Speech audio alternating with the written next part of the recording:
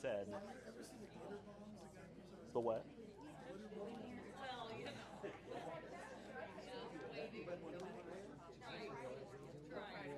You know, it is.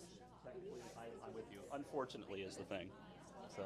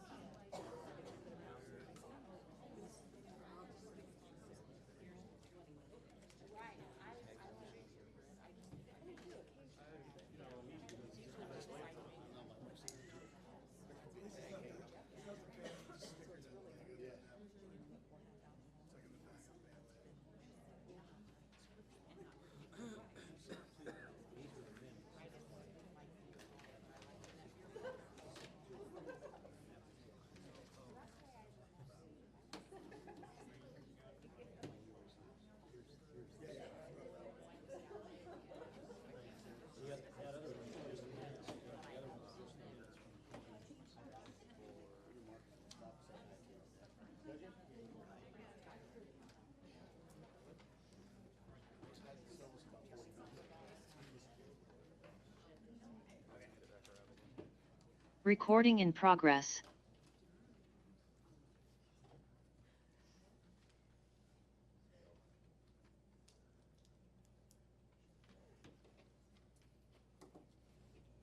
All right, we'll start the meeting and call to order.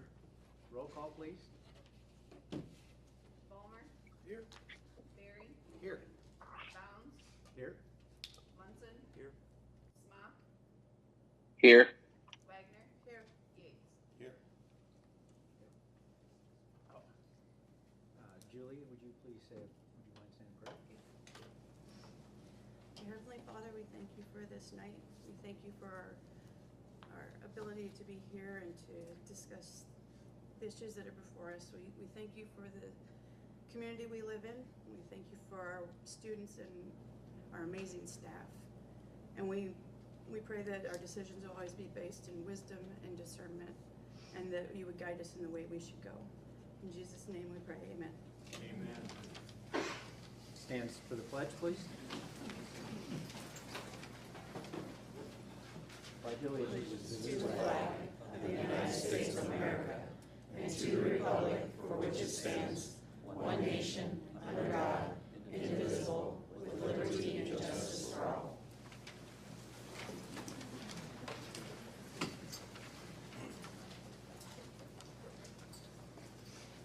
Are there any additions or deletions at this time?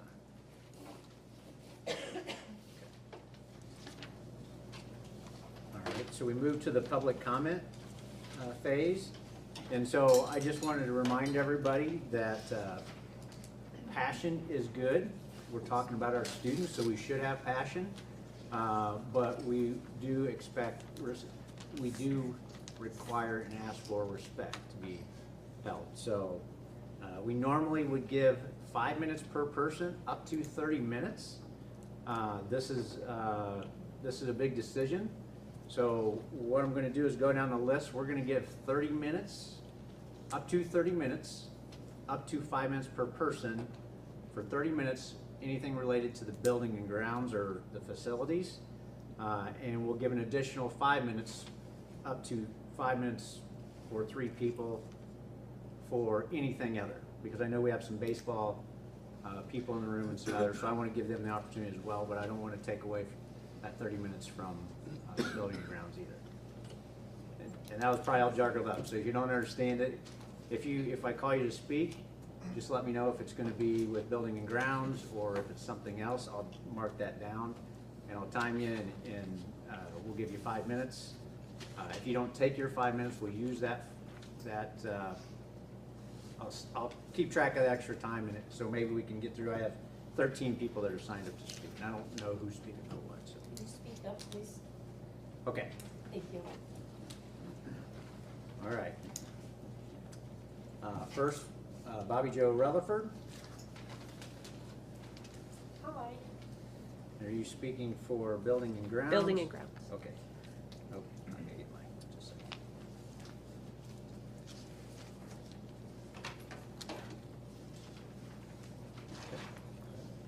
Hi, I'm Bobby Jo Rutherford. I'm the head cook at the junior high school. I'm not a public speaker, so I'm going to go real fast, and I've written everything down, so I'm just going to read off my paper.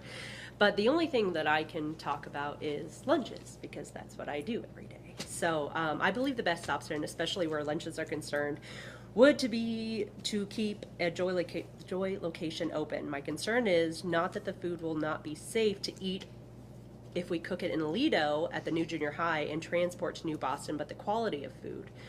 Right now, in Joy, we keep the food for New Boston. We cook it. We have it ready to be transported by 10 a.m., so our truck has plenty of time to reach the school without any unpredictable hazards, especially in the winter months. Depending on what is being cooked that day, the food is cooked by 9:30, quarter till 10. If I cook in a Lido, the truck will be leaving around 9:30, especially in the winter months. We need to make sure it gets there on time. This means the food will be cooked by 9 a.m. and not be served to the 5th graders until 12. So 3 hours in a warming oven is not good for macaroni and cheese and spaghetti and whatever. I'm afraid it's going to be turned into mush. So the pizza right now is one of the kids' favorite things, but that will become a soggy mess. Breadsticks will become hard as a rock, so if you walk into Casey's, you wouldn't buy the pizza that's been in there for a few hours. You'd want it as fresh as possible. New Boston is about 58% free and reduced lunch kiddos. So that means sometimes this lunch is the only lunch that they get all day. So if they get served something that's mushy or soggy or crusty, and I hate to even say those words out loud, that I would be serving crusty food, but if you keep it in a warming oven for that long, that's what it will do.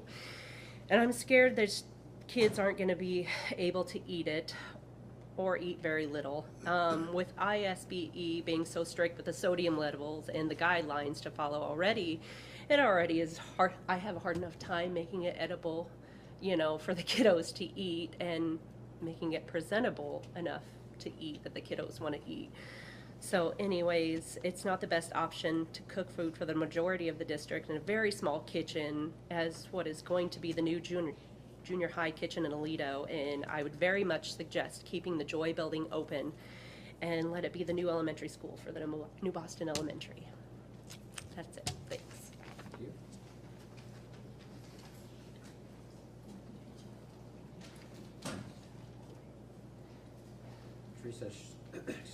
Teresa Schnell? Shell, I'm sorry. Yeah, I'll be talking on building, Okay. and I think option 2 would be the best option for our kids. So that's all I have to say.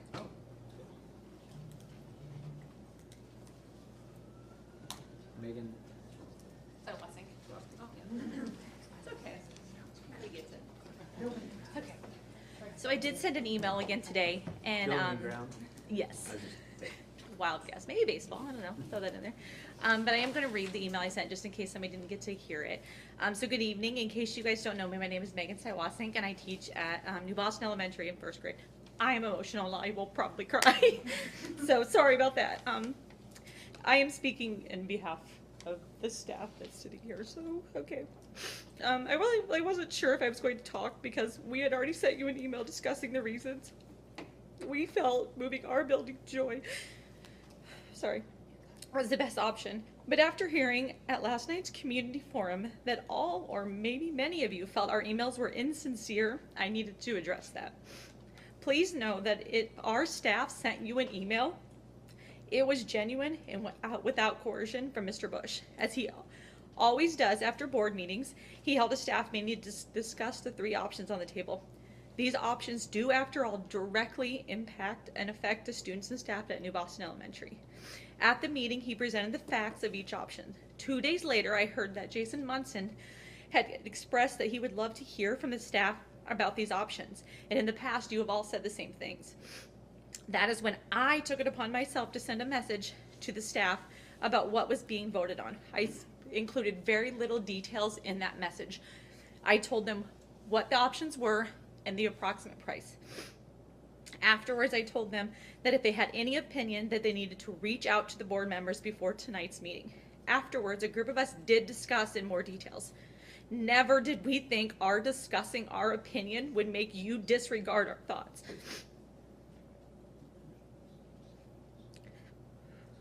Honestly, that's what we all do. Before we have most decisions, we listen to the people involved and we value the opinions of those close to us. Have you guys not all discussed these opinions amongst yourselves? At some point, again, please know that we did not copy and paste a letter from Mr. Bush. In fact, only one other person saw the letter that I wrote. I don't need to tell you where we all stand in regards to this. We all sent you emails. Mike, you were kind enough to stand and speak to us last night for an extended amount of time, and you mentioned how you wished that the board members would go into the classroom more, and I agree. Please calm down. Spend a day in the life of a 5-year-old who arrives at New Boston at 7:17 every morning and then sits in a gym for 45 minutes. Then we expect them to sit for 7 hours growing their brains, and then sit in a gym for an additional 20 to 25 minutes after most of the staff have left for the day. And while you're there, come eat our school lunch that's been sitting in the warmer for about 2 to 3 hours. Talk to one of our shared staff in the district about travel times and trying to be available for both buildings when they're spending 20 to 25 minutes each day traveling down to us, where we have a staff member who has to eat lunch in her car so that she can make sure that she sees as many kids as she possibly can. I don't say these things to be rude, but these are the genuine concerns that we have as a staff. Last night in speaking with Mike, we addressed these concerns. And Mike, I'm very grateful that you had ideas for each of these concerns. Mark, when I met with you and I showed you the building, you and Bill also wrote down these concerns and you talked about what you had in mind. But Mike, even you said you're only one person. And the solutions are only ideas, they're hopes. So what happens if we can't fix the kitchen problem? And our food is in a warmer for 3 or 4 more hours? Where do we hold our concerts? How do we get our shared staff to have more time inside the classrooms? How do we get our kids out of a gym sitting for 45 minutes before school even starts? I appreciate all of you and the fact that you guys are sitting here as volunteers. I know it's been said, if you don't agree with the decisions, run for a spot on the school board. Well, I don't have that option in order if I want to keep my job as a teacher in the Mercer County School District. So I have to put my trust and faith in the 7 of you that are here in front of me. I have to believe that you have the best interest of all the kids and staff at heart when you make these tough decisions. So right now I'm asking you that you hear us and you trust our professional opinion at this time. So thank you. Good job.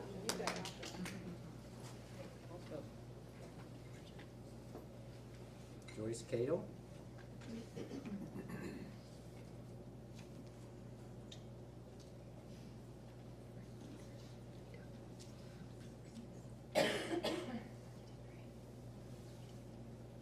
I don't know if there's any way to turn this up, but we can't hear anything they're saying back in the back. I can talk loud, it'll be fine. Right. I'm probably. There's no microphone, that's just recording. Oh, well, anyway, I can talk. I want to address you guys as well as some of the people that are here. I do appreciate all the work you guys do, and I know it's a hard job and you have some hard decisions to make. And I'm probably the oldest one in this room, if I were guessing, and I have lived through, I'm saying this to New Boston and Joy and all the people that are worried here today. I've lived through a great number of school closings. They're never fun. Somebody's always going to be disappointed, but I have to agree with what Megan said about the busing and some of the things at Joy. Just please consider those things. Somebody's going to get their feelings hurt. Somebody's going to be unhappy.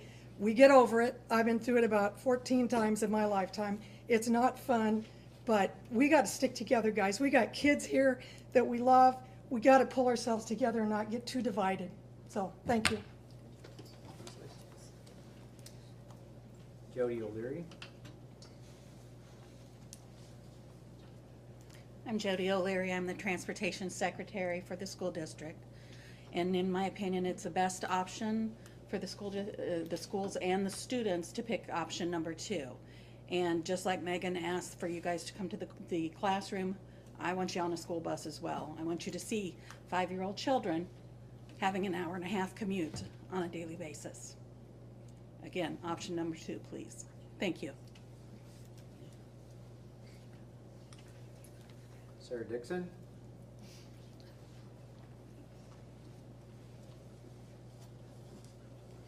For the building and grounds. First, I want to say thank you last night for the forum. It was a wonderful opportunity, and I had some great conversation at my table, and I just wish one of you board members could have been at that table and heard it, because it was an amazing conversation. But thank you for the opportunity that the board provided. What I'm going to read tonight, I already emailed to all of you earlier today, and I spoke to many of you in person. You know my opinion, so I'll kind of be a little more brief. I am for option 2. Many of the reasons have already been brought up: busing, bus times, food, all of that. But the one I want to be really clear on, I was told the reason some of you want it in New Boston is it's a population center. I reached out to Mr. Bush today to get me some numbers. He had somebody run the program to get me the numbers in each area. New Boston has 5 to 8 walking kids in town that do not ride a bus. That's it. 44 kids in the New Boston area. 43 kids in Keithsburg. Up in the Ihsa area, there is 40. And then the rest of them, 50-ish kids, would be around Joy. How does that make New Boston the population center? It doesn't. Joy would be a centralized location for all 4 of those communities to come in. So there's no argument. I think that takes a whole argument out of play there. And I just want to make sure that we all know the numbers, because I know there was some confusion about those numbers last night and weeks ago when I spoke to some of you members. I have come to many meetings, and I hear time and time again that you want to hear from us. You never hear from the community. Here we are. We're here tonight. Listen to us, please. Because I don't know how you can ask us to come here because you don't hear from us and then just disregard our opinions. I especially don't know how you can disregard the opinions of our principals and our teachers. They are trained for this. They have been trained to educate our kids. They have been trained to make an environment that is conducive to learning. Our principals have been trained on building management. As far as I know, with the exception of Mr. Petrie, none of you have that training. How can you go against what they're telling you they know from their skills and training? You hired them for this. You hired them to make these decisions or help you make these decisions with their education. So please listen to them and listen to your community. And thank you for your time.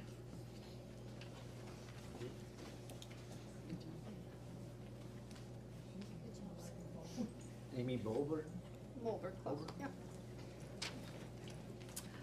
Good evening. My name is Amy Molberg, and I'm the reading specialist at New Boston Elementary. On behalf of the NBE staff in attendance tonight, we just want to express our support for the plan to move New Boston to Joy. We hope that as you decide the fate of New Boston Elementary, you consider these factors: what is best for students, what is best for staff, what is best for the community, and what is fiscally responsible. We just want to leave you with a quick quote from David Cottrell. Doing the right thing isn't always easy. In fact, sometimes it's real hard. But just remember that doing the right thing is always right. Thank you.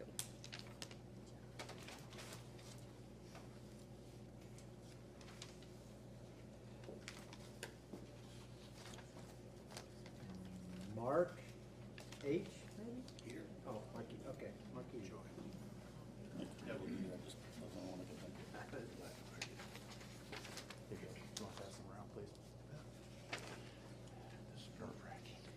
Hi, my name is Mark Heater. In regards to school location. I'd like to see the board do what's best for the children and not just certain individuals, because the children and the education was most important.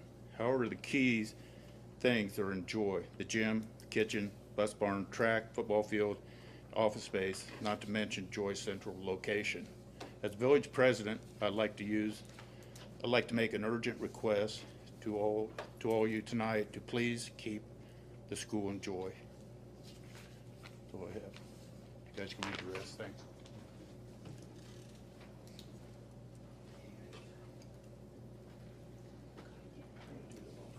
Chris DeFries.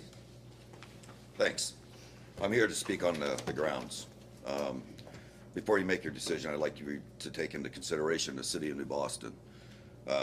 And I understand everybody's concerns about the children, the busing and everything, but these towns are dying. I mean, these smaller towns are literally dying. And New Boston has sunk a lot of money into the community to keep our town going.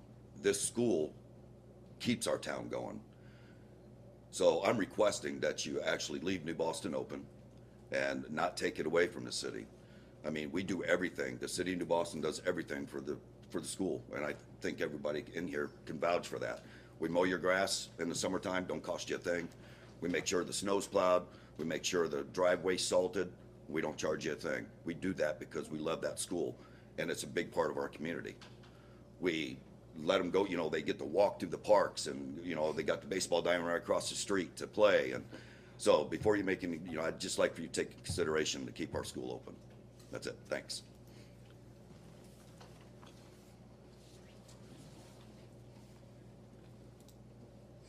Jack Morrow. Jacob Morrow. Or Jacob Morrow, sorry. Most of you guys know me. First, I just want to start by thanking all the staff that came here tonight. They've had a rough year with the corona and all the viruses shut down. They've had to make some tough decisions. I want to thank all of you guys. How many people in this room is educated to be an educator or a teacher or a staff? How many people's here? Can we raise their hands? Anybody? Quite a few. Mr. Petrie as well. Okay. So we entrust all of these people to make decisions for our children every day, right? You guys trust them to make decisions for our kids every day, right? Wrong? Right? And we trust them to do the best job they can selflessly and what we feel is best for the entire district and the community. The staff of New Boston, if there's a winner in this, they win either way. They're getting a new school, whether it be in New Boston or Joy. So when they come to you and give you their opinions and their ideas and what they feel is best, the best thing to happen with this, shouldn't we take their advice? We take their advice on everything else, from our children to the districts to their buildings, everything. So to the ones that are sitting here who plans to vote against what they say, tell them why you don't trust their opinions anymore. Tell them why you listen to their concerns, but it doesn't matter to you. Why is that? Why do we trust them to make all these decisions and to care for our children every day, yet when it really matters and they have nothing to gain? These people have zero to gain because they're going to win regardless. They're only in it for what's best for the kids in the community. So when they all reach out to you and give you their opinion, stand up and tell them why it doesn't matter. Nobody? You guys' opinion matters to me, and it matters to everyone else in this room, and we appreciate you.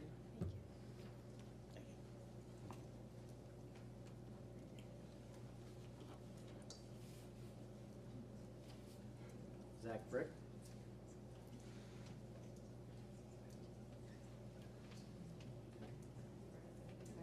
I think you meant to sign in. Oh, you signed Get up here anyway. Come up with something. Jim Campbell.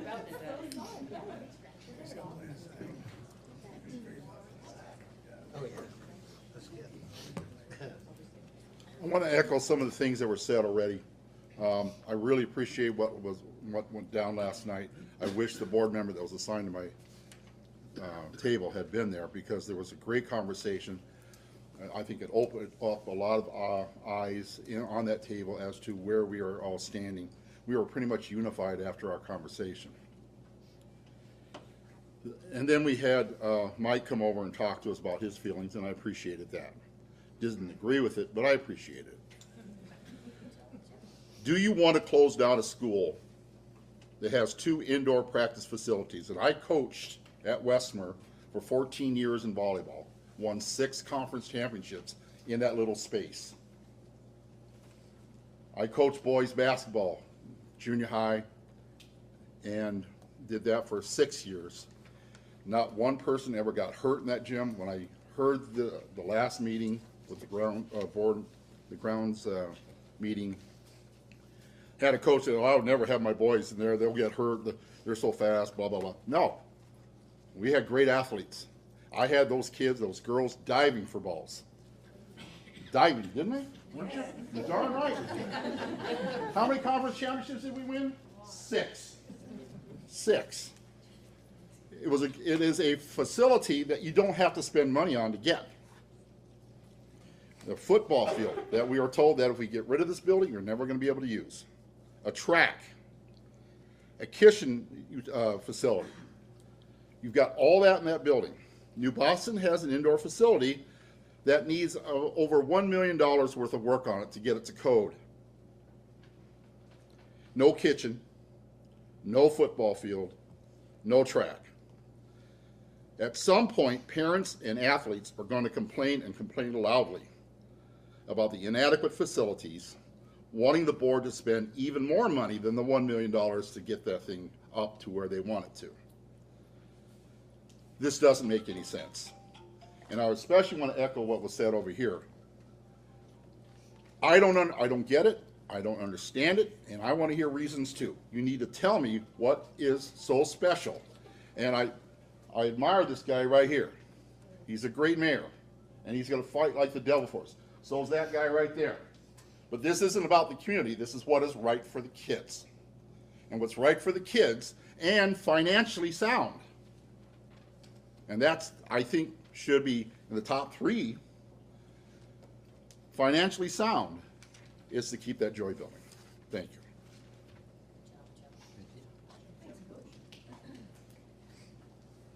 you. That's on the list.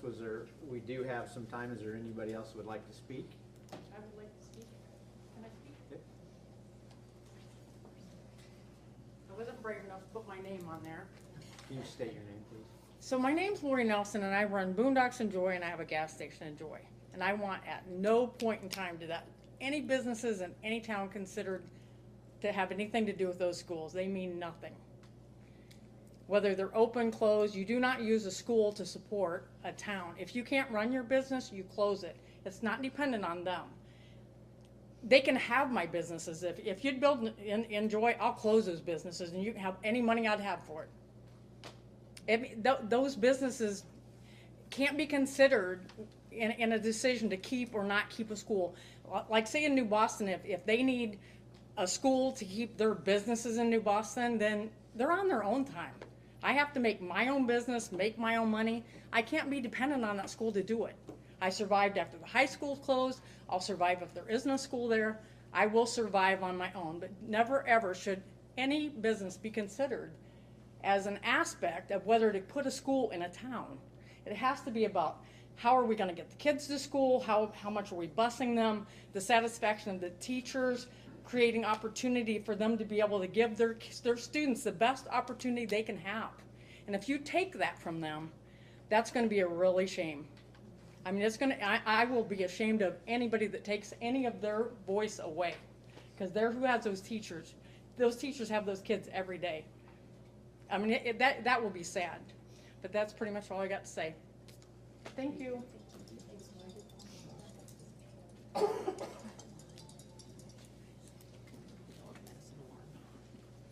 there anybody else that would like to speak at this time?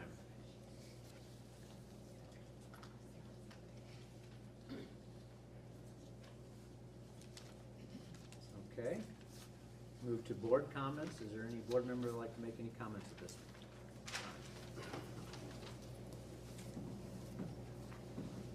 I would just like to say, and I mentioned at the community forum last night, I'm probably going to plug this all the time.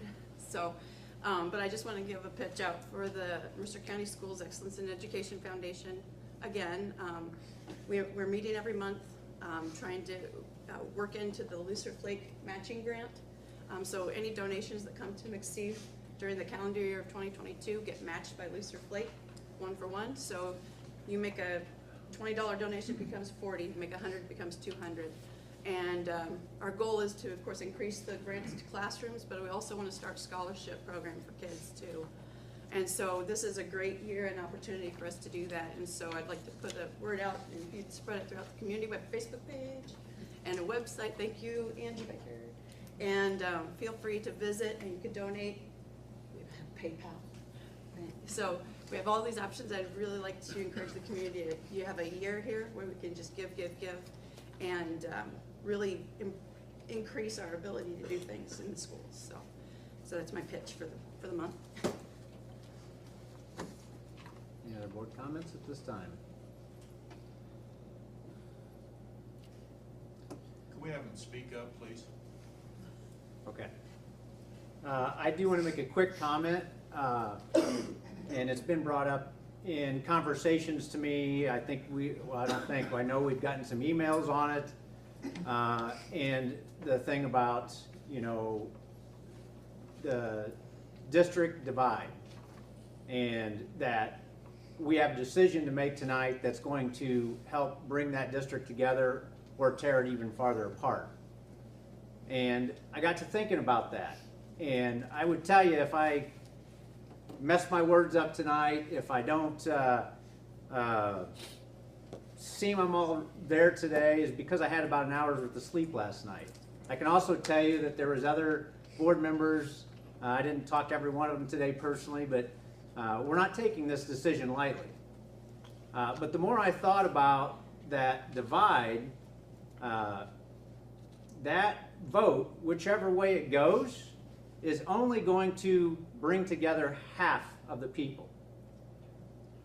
A vote on a building does not start a district coming together, in my opinion.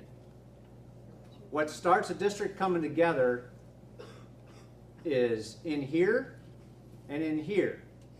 I'm not from the West End, I'm not from the East End. In the emails and conversations, I hear East End, I hear West End, I hear Aledo, I hear Aledo Green Dragons, I hear Westmer Warriors. Those are facts that is a West End, this is an East End. But my challenge to you is that you need to start looking, because here's what I can tell you. There's a lot of people I would like to change their thinking, and I just can't do it. There's a lot of people that I'd like to change where their heart is in different situations, and I can't do it. But what I can change is I can change my thinking, I can change my heart to try to come together and be united. And so tonight, later on, we're going to discuss and we're going to make a vote. And so my hope is, I don't know how the vote's going to go, but however the vote goes, my hope is an encouragement that everybody would say, okay, that's not what I wanted, but I'm going to get on board and support it, and we're going to move forward and try to come together, whatever side that is. So that's my challenge. That was my thinking.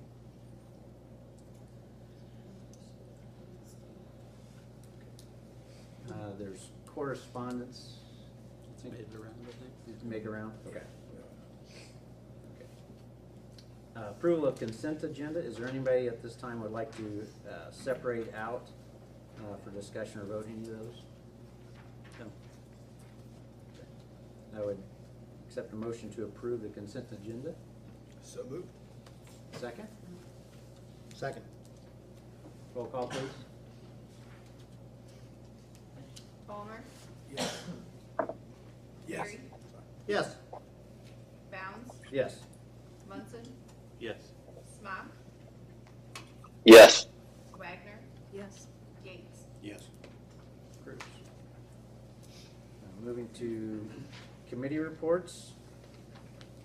Any questions, discussion on finance committee?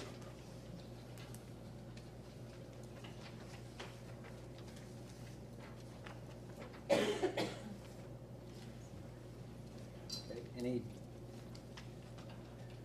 any discussion on building and grounds committee?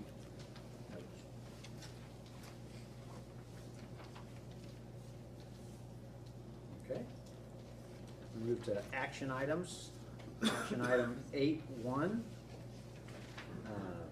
IHSA membership renewal. In an addendum to your packet, you had recommendations on the various action items that I provided. And for the membership renewal, that was a recommended approve. Once again, the IHSA has been able to make their membership fees free for the upcoming school year. This year, there was a charge, and that was the first time in many years due to the loss of revenue from the prior year due to the shutdown of many of the state tournaments because of COVID. They've since made up some of that ground with strong attendance at the recent state tournaments and state series this year, and there will be no fee for the 2022-23 school year or for the 23-24 school year. So the recommendation was to approve. Any questions or discussion?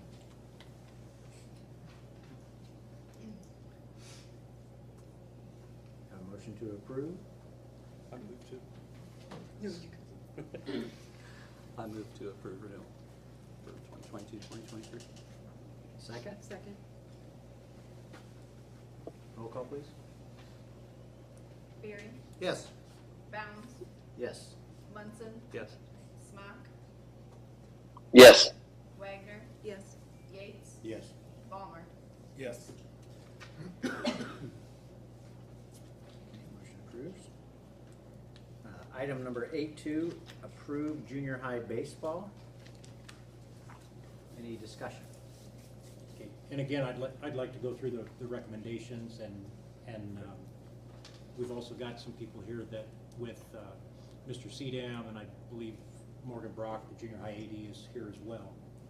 And my recommendation at this time was do not approve.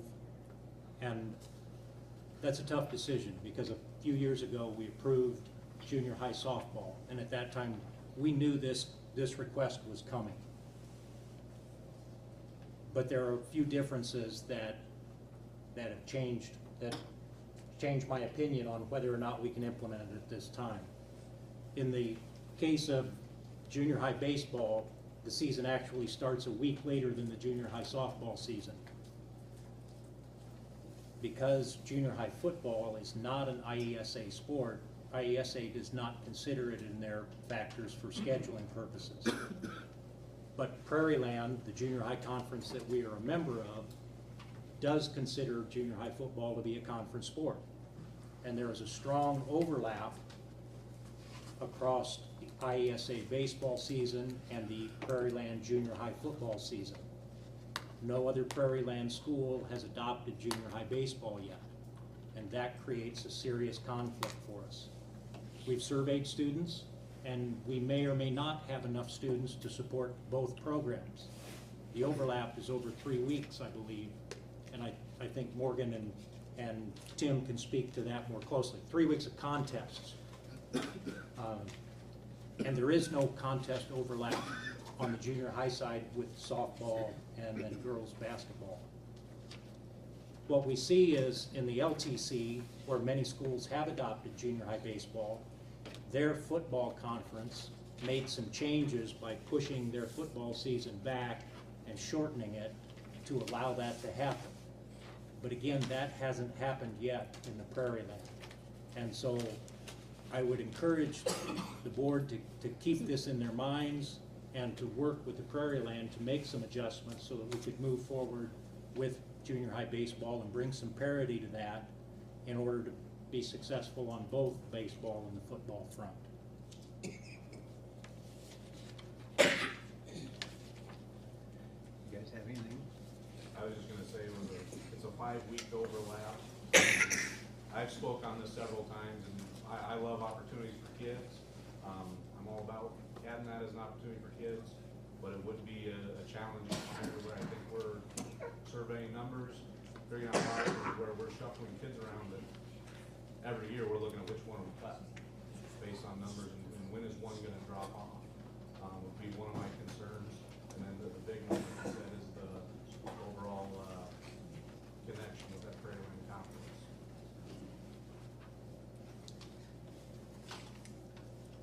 The 5-week overlap, that's just during the season, that's not like the practice side of it, so how long is the season? So baseball would start first. Right. And then football would kick in towards the end of the baseball season. So as you're closing your baseball season, and starting football, you have to have those days of practice, acclimate pads, and all of the IHSA safety rules before you get to your football game. I wanna say it's an impact at the beginning of season 4. I believe 4, maybe 5, to the point where you're looking at over half the season. And the recommendation would be that we couldn't have a student do both. Right, so half of the football season would be lost. For the baseball players, and the 5 weeks or so for baseball, how much of the season is that? At the end, if I'm understanding, you're right. The baseball season, I wanna say is something like that. So over half of the season is gonna be conflict. Okay. Thank you. And you guys have the survey numbers and things like that. So there's not enough, there's not enough kids to support both, is what you're saying? Currently, like, there's numbers that said, hey, we were all for baseball and wanting to play. Similar to softball, but we ended up getting, 18 out of 40 for softball? So like comparing that to what softball was a few years ago when we did it, we had a decent number saying, hey, it's something new. Yeah, we'd do it. There are kids that never played baseball before, and a lot of those are kids that would shift from jumping from other sports. I wanna say there's 8 kids that said, we're giving up on this sport, would do that, or giving up on this sport and doing that. And that's kind of what's laid out in the survey that you guys have. And the highlighted areas, what's some of the question pieces. So I looked through this, and one of the things that I worried was the 7th graders aren't going out for football right now anyway because they got to play it with the 8th grade. I mean, that's how many 7th graders did you have last year?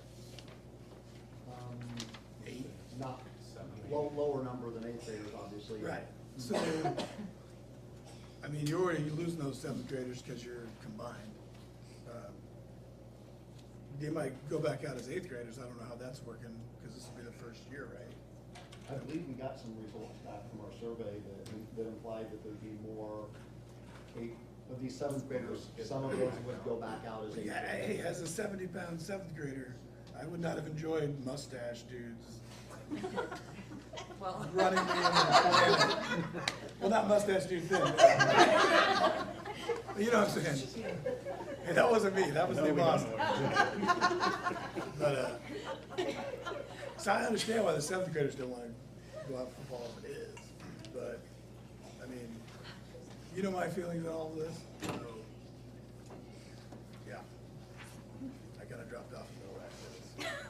They got nothing nice to say. Any other comments or questions?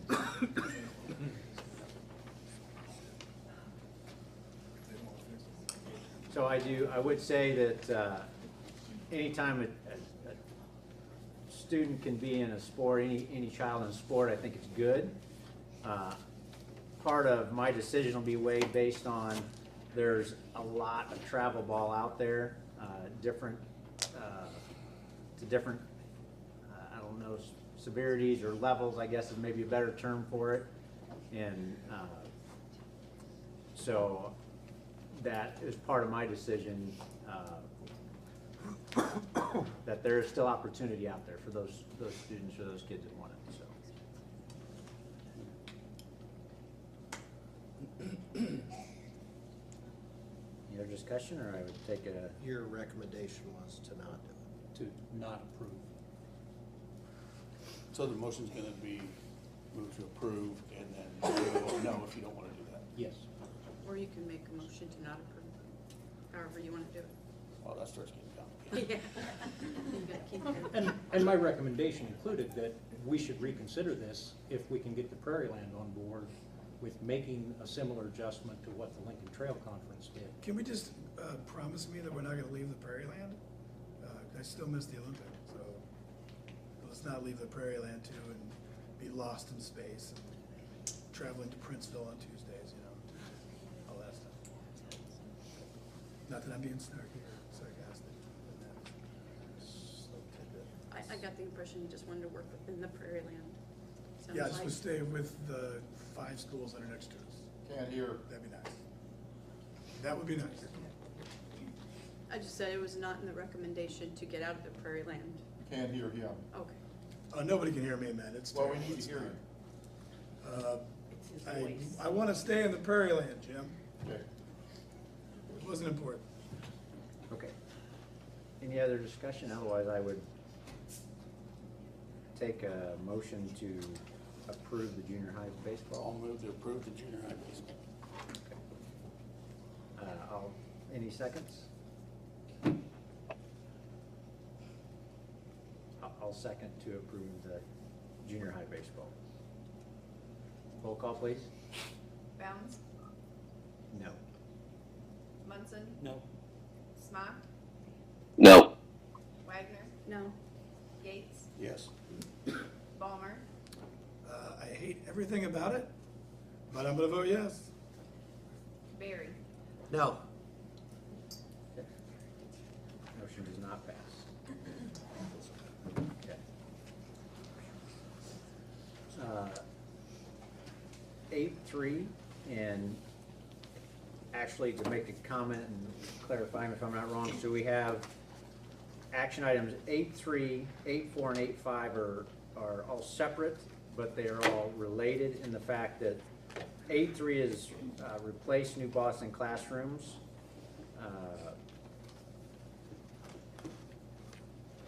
In New Boston, yeah.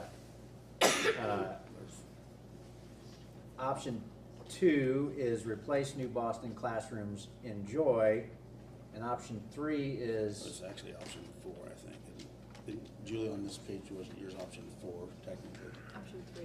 What was option 3? So to put classrooms in New Boston, close Apollo, move the middle school to Joy, and this building becomes the Aledo Elementary. Apollo Elementary moves to here. Now, Mr. Peter and I talked about it, and then after we talked about it, we did send out an email and asked the board on how to go about voting this, since they're separate entities.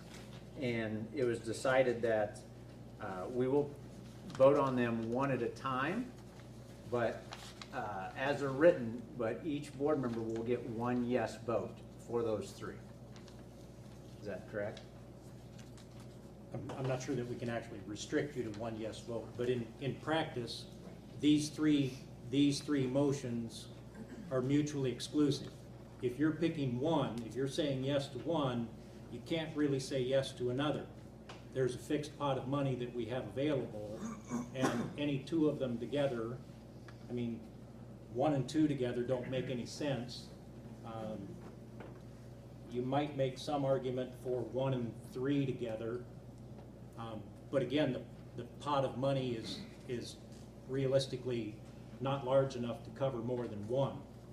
And I guess I want to talk a little more about some of this in terms of my recommendation. Like many of the speakers you had here, my recommendation to the board was option 2, for many of the same reasons that all of you have heard tonight. Some others included things about being able to balance class size by potentially shifting some attendance center boundaries that we currently have for Apollo versus New Boston Elementary School. Other advantages involve shared staff and commute times. I think all of the board members heard a lot of things from our special education coordinator about how we could better utilize the proximity, perhaps to establish some basic skills programs within that rather than send students out of district, because we're close enough that we could cluster those students together at either location, where now the additional busing doesn't allow us to do that. I think there were a lot of advantages to that, but I do want to make sure that all of the board members understand that as we move through these, in theory, you could vote yes more than once, but in practice, that doesn't work. You've got one shot at this. And like I said last night at our community forum, we've gone through almost 2.5 years of study on this project. We've put the funding in place to make a decision, and it appears we're going to make it tonight, that sets our course for the next 20+ years. And so I really want you to take your time and think about what we're doing. And I agree with what many of the speakers said. It's kids first. And Chris, I agree with everything you said. New Boston has been absolutely fabulous to work with. You guys do everything you said and more. But right now, with this opportunity, it just doesn't check those other boxes for us. And that's tough. But our job, my job, is to look at kids first. And so as we move through these, you know, and I think maybe it's important that all of you that are going to vote on this, and Bill, I know you're out there somewhere, get an opportunity to tell us why.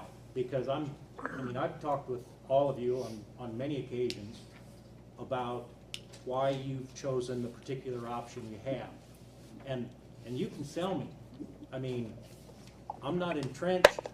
If you told me option 1 was financially the best deal, if it was $5 million cheaper, then maybe that checks a big enough box for me that I overlook the others.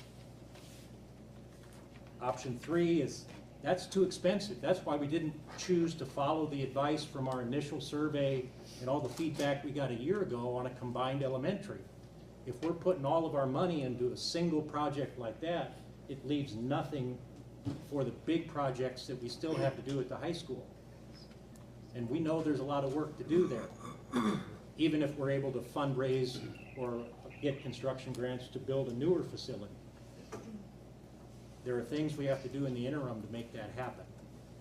And so I want to make sure everyone has an opportunity to explain their position before we vote on any of these, because they are, for all practical purposes, mutually exclusive. One yes. I don't mind going first if you want me to. Thanks, Bill. Go ahead. So, 3 years ago, I talked to many or heard from many of the New Boston staff that they did not want to lose their building. They wanted us, they begged us to come down and see it. Over the years, I've been on the board a long time.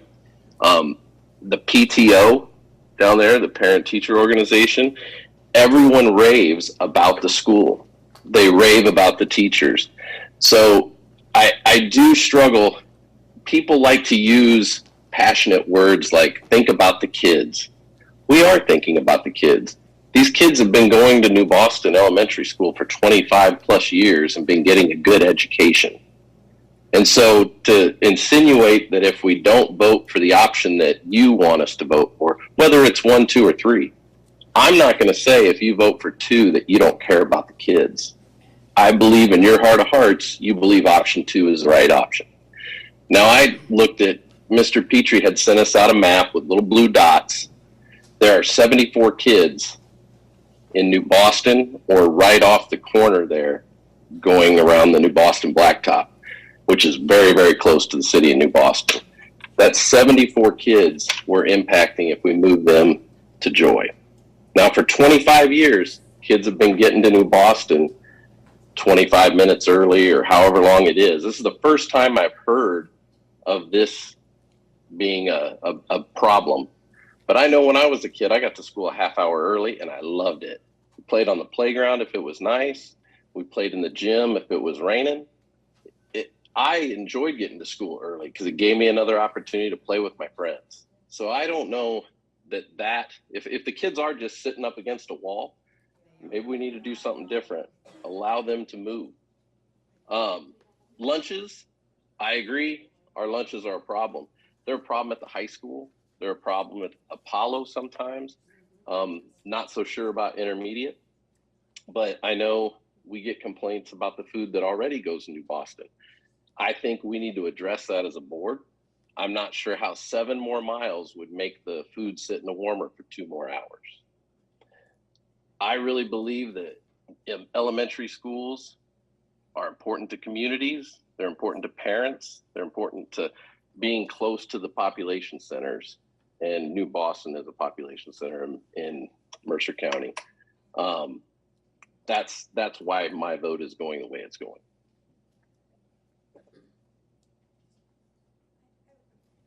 Can we clarify the numbers? Because I got those numbers today from Mr. Bush. How do we have such a big discrepancy? I am sorry. Yeah, so first off, what I'd say is you had opportunities to speak, and we actually had some extra time. I asked everybody if they wanted to. Which numbers are? And I had told you earlier that I was gonna do that, so what Bill's referring to, what my vote, a big portion of my vote is on this map. And so we have a map. It came from, I don't know where this comes off that busing. Yes, and the numbers they're referring to come from our bus software. And this is a GIS kind of program. Jody O'Leary, our transportation secretary, actually presented to the Building and Grounds Committee a couple months ago and demonstrated that and talked about bus routes based on some potential building shifts and grade level shifts. And she showed that we can cut time from bus routes by using Joy as a central hub. The numbers that you may hear and why they might look different is because you can change the way that picture looks. If I zoom in, I can see exactly the number of students that live within the confines of the New Boston city limits. If I zoom out, it becomes one larger blob of students that encompasses everybody around the edges. And we've shared and discussed many different maps at different resolutions. If I zoom out far enough, every student in the district lives within what appears to be Aledo. When I drive down into that, and I think Sarah Dixon, you talked to me about that last night. Yeah. If I zoom in far enough, you can see that those 3 kids actually aren't that close to you. They are farther away from where you live. I looked at that this morning and zoomed in there about. No, my point was there's 3 right here and you have 1. That's okay. What my point was. I'm just confused because Mr. Bush pulled the numbers from the map today. I'm just confused. So there may be different interpretations based on the resolution of the picture that people are looking at, whether it's a small blob or a large blob. The numbers I gave to Mrs. Dixon today were for pre-K through 5 students from New Boston and Keysburg. That's the clarification I want to make sure that we have. That if we're talking about our students pre-K through 5, that's what I gave Mrs. Dixon those numbers.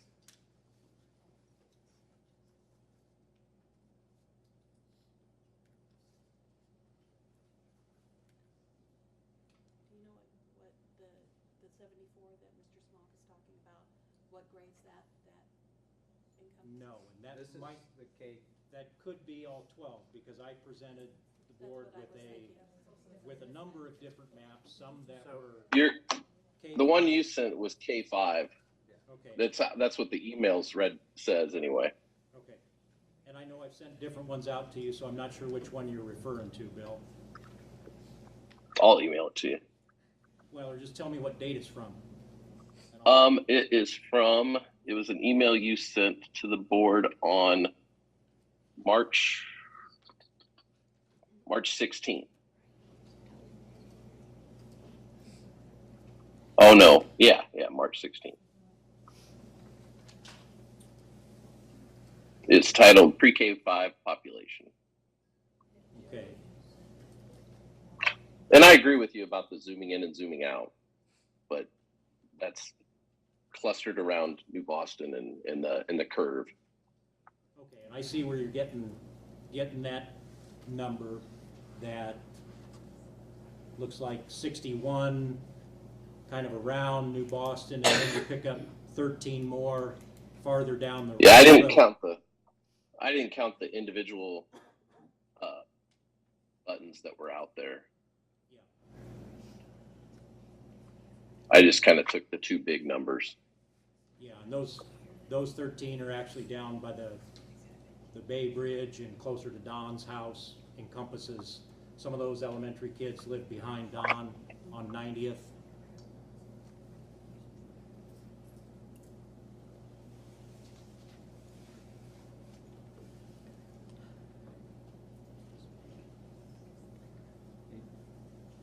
I'll go next. I know I'm gonna run over a lot of the things that were talked about tonight. I'll get loud, sorry. Thank you, everybody, for coming tonight. I appreciate everyone coming here and all the feedback we've received from the community, the staff, administrators, other board members, other stakeholders in the community as the decision has grown closer. I've been trying to keep track since the Building and Grounds Committee meeting last week, which was Wednesday, and I think I've received, as of 3 o'clock this afternoon, something like 24 emails. That's a lot of activity from the community in a very short amount of time compared to other things that we've made decisions about. So thank you all for your feedback. Of the 3 options we're going to vote on tonight, I'm going to make my case for Joy as the site of the elementary school. Number one, as many of you have talked about, transportation. When you look at the old western side of the school district where the majority of district busing is done, the Village of Joy is more centrally located than New Boston from a geographic standpoint. While New Boston does have a greater population center than Joy, it's located, unfortunately, in a corner geographically when it comes to our district. Additionally, while there are more students in the city limits of New Boston, our transportation problems, in my mind, don't stem from that. They stem from the students that are spread out outside of the villages. The reality of a rural, sort of decentralized student population isn't going to go away anytime soon in a community that's still so reliant on agriculture. I feel like geographically centralizing the elementary school in Joy helps mitigate some of these excruciatingly long bus rides for our youngest kids in the west end of the district. For people up in mine and Julie's neck of the world, you know, we're talking about kids getting on the bus before 7 o'clock in the morning. My kids don't even get up before some of your kids are already on buses. So further, having an elementary school close to geographic center of the district allows us to potentially borrow students from the middle and move them to either Joy or Lido at little transportation cost in terms of either time on the bus or actual taxpayer dollars. Mr. Petrie outlined his recommendation. There are currently about 40 students on the Millersburg-Seton line attending Apollo that we could shift relatively easily to Joy to balance enrollments as those enrollments shift. Talking about the gymnasium and the athletic space, the proposal to build an elementary school in Joy assumes maintaining the north gymnasium, the small gym at the cafeteria. Duplicating those spaces anywhere else in the district is expensive. I've heard numbers starting in the $4 million range just to construct a new gym equal to the setup at the north end of the Joy campus. This gym has many current uses, athletic and otherwise, and I would hate to start a new building project with $4 million just in that space alone. We're talking about spending something like $20 million. It's the bonding capacity is close to that. That's 20%-ish, 25%, depending on the actual number. Excuse me. On top of that, Joy campus still has the football field and track, those spaces that would need to be shared and scheduled elsewhere or duplicated again at additional expense to the district. Athletics are a cornerstone of our communities and a driving force for many of our students' continued academic performance, in my mind. Food, Bobby Joe did a fantastic job of nailing this. I just want to keep hitting this nail in the head because I hear complaints about food from all over. The elimination of the Joy campus will delay the shipment of food to New Boston by an additional 7 minutes just in transportation time. With a lunch period that lasts a little over an hour right now, and longer still when 5th graders return to the elementary campuses next school year, one thing we can guarantee our youngest students on that end of the district is food that's sat longer and grown colder if the food has to travel from Aledo to New Boston. According to the architects at Bray, at last week's Buildings and Ground Committee meeting, a kitchen is a $600,000 investment, and it just seems foolish to me to throw away that kind of money when the cost of building a new elementary school in either Joy or New Boston are financially so similar. Additional athletic concerns, we've received a lot of pressure lately from concerned parents across the district asking us to include fifth graders in the junior high athletic program. Mr. Sedam a few months ago brought up the lack of equity in the two distant fifth grade populations due to transportation concerns. And while I believe we can solve those problems, no matter where the Western Elementary School ends up, having those student athletes end their day in Joy allows for at least a little bit shorter transportation to Aledo, if that's where a practice or event is held, and vice versa if the students from Aledo need to travel to Joy for practice or games at a school district expense. The district office as the future site of the VOTEC building is another thing I don't want to ignore. Right now, the plan is for the district office and IT to move to Joy into the VOTEC building next year. We can do that at a relatively low cost and ignore the $100,000 to $300,000 or $400,000 price tag that we were looking at for buying an office, and avoid having you guys crucify us in public meetings again, because we got a lot of heat for that. The bus barn currently with district busing hubbed in Joy, we're going to need to duplicate the bus barn set up elsewhere, again at additional expense. I don't know what that expense is, I don't have a clue. If all we did was drive the buses to New Boston to build a bus barn down there, we're going to spend $1,000 in fuel just getting them there with current fuel prices. Mr. Bush has outlined how an elementary school located in Joy will maintain and improve efficiencies in both the pre-K and special education elements of our student body. I share his sentiment that New Boston is a great town. It pains me to sit this close to Krista Freeze, who signed my petition to get on the school board, and vote in a way that's likely going to close his school. The only condolences I can offer to him is I know they have good leadership. I know they're very forward thinking. Before I was on the board, I complimented him that I can just drive to New Boston in my regular job or as a person and see all the positive changes that have happened. And those haven't happened because of anything that's going on at the elementary school in my mind, but more because the leadership there is dedicated to turning New Boston around. Where the site of the elementary school and New Boston's needs overlap mutually beneficially, I think it's great, but they're not always going to do that. It's New Boston's job to take care of their citizens in the future, just like it's our job to make decisions that are educationally and logistically sound within the framework of our fiscal situation. I don't relish the idea of closing a building anywhere in the district. But with declining enrollments, which are a fact just since consolidation, 100 kids, and a declining county population, which is another statistical fact, 1,000 people since the last census, this seems to me to be the most reasonable decision we can make. And I fear that closing the Joy campus and maintaining the elementary school in New Boston just creates more problems than it solves. While I like the widespread improvements that option 3 proposes, the cost seems prohibitive. When faced with the reality of needing additional extensive improvements at the high school, it seems to me, as it should, that once the matter of the elementary schools is settled, it's the will of the board to address the substantial financial needs of an aging building that houses 400 students at Mercer County High School, about a third of our student population right now. Option 3 leaves little money on the table to begin those projects, and the prospects of construction grants from the state of Illinois seem like a long shot to me. If signed by the governor and appropriated by the legislature, we still need to survive the grant process that many other school districts will also be vying for. That too is going to take time, all the while our high school is going to continue to age. I promise I'm almost done. Don't crinkle your water bottle. I'm almost done. It's not a crinkle your water bottle day. Since the building and grounds meeting last week, I've received over 24 emails from school administrators, elementary and junior high teachers, parents, and other community members regarding this vote.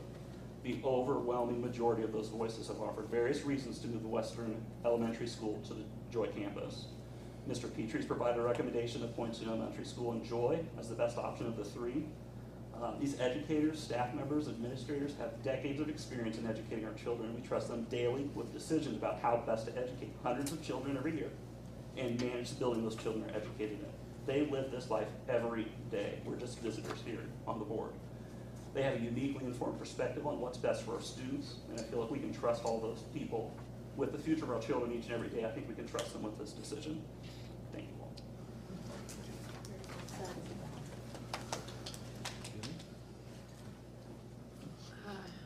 Jason, you took everything away from anybody that supported that option. You covered with what everybody said here so far and what you covered. There's hard to really add much without just beating it into the ground. I know. And Chris, you have done a great job with New Boston. I don't know how many years you've been the mayor, and this is not a good situation. I don't think that the school supports your town. I really don't. I think the campground, I think the river, I think the restaurants is what makes your town what it is. And you invest in a lot of money down the river, invest in a lot of money in the entrance to the city, getting your maintenance buildings, the sign on the entry, all the stuff you do down there makes that what it is. That school, I'm not saying it doesn't help you a little bit, but I don't think it The hinges. population's grown almost 200 people And because I'm- of that I'm not school, arguing because they're with wanting to come and live there and take their kids where they can walk to the school. Well, I don't, and here's what my point is, and I understand it, and I think you're growing that community not because they want to come to that exact building. I've had all kinds of compliments on the teachers that are down there, the way they follow the curriculum, lots of praise for down there, there just is. But it has nothing, it's nothing personal against Right, you. no, I know that. It's nothing, it's a financial decision, and what's best for, I'm not even gonna use the best for the kids, because we're gonna get a good education no matter what location they're at, they're gonna get a good education. So this decision, other than helping mesh those class sizes and things like that, that's the only thing that might help a little bit by shuffling things around a bit. But they're still gonna get a good education no matter where they land. But the option 2 that moves that school to Joy is just so much smoother, easier, and financially sound than anything we can do in New Boston, because every time I'm ready to listen to these guys, because we kind of heard what my opinion is, and most of the people that talk so far have that opinion, and now we're here shortly, we're gonna hear the other side of that at some point here. But it's everything about it, from the food to the gyms to the whatever you want to talk about, we have to replace that somewhere. If we go ahead and build new classrooms down there, now we're gonna say, well, what about the gym? And some of them said it, well, yeah, but we can rent the gym, we can lease it back, we can do that. Why would we do that if we already have it? There's just so many things that we need right there that's already there, ready to grab. And if money was no object, we would do, we'd have new buildings in every town, and everything would be perfect. But we're trying to save money is what we're trying to do, and still offer a great education. And that's why I think that option number 2 checks as many boxes as we can check. It ain't good for your community. I don't think it's a stab in the back. I think everybody appreciates what you've done, and however it goes, I'm okay with, but I just think that the option 2 is so much more financially responsible and still creates a good educational environment, and the people that work there obviously think that's the case also. So that's all I have.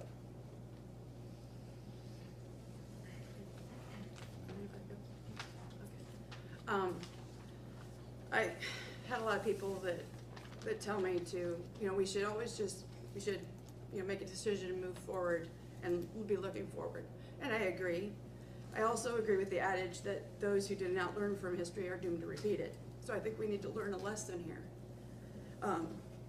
As a board, not the community, as a board, we shouldn't be here. This buildings issue has been a long, difficult process. But we have maneuvered and haggled and backed ourselves into a corner on our buildings and our plans for the future. We had multiple architect firms present their services to us, and we hired one. We reviewed their plan and step-by-step process of doing a facility study. We all agreed on the plan they laid out for us. They inspected our buildings. They interviewed our staff. They came up with a list of things we needed and other options we could add. They presented over 20 ideas for arranging our facilities to our buildings committee and worked with that committee to narrow down the options to 4. Once the committee selected the plan to present to the public, the architects worked with us for almost 5 months to create a survey that would present this idea to the voting public and get their input on our ideas. They helped us prep 2 community meetings where we could present our information and the plan that we would put up for a vote. Then the wheels fell off when that survey data came in. While we should have been writing referendum language for the June primary ballot, we were taking an axe to the focal point of the new plan, the consolidated elementary school. We weren't going to vote on the plan ourselves and implement it. All we were going to do was to put it up for a vote to our district citizens. Even if 1 or 2 or 5 of us disagreed with that part of the proposal, we were supposed to ask the voters what they wanted. And we would get an equal vote in that decision, just like everyone else who lives here. Why couldn't we just follow the plan laid out for us? We didn't, excuse me, we didn't live up to our word to do what we said we would do, and look where that has us now. This issue has become a flashpoint in our district and divided us, or maybe just magnified some problems we already had in our district. Either way, we won't be making our best decision tonight. Does anyone else here get tired of voting for second best? Honestly, the kids deserve our very best. Our best decision possible is to take our plan we worked on for years and present it to the public. Ask them, here's our plan, what do you think?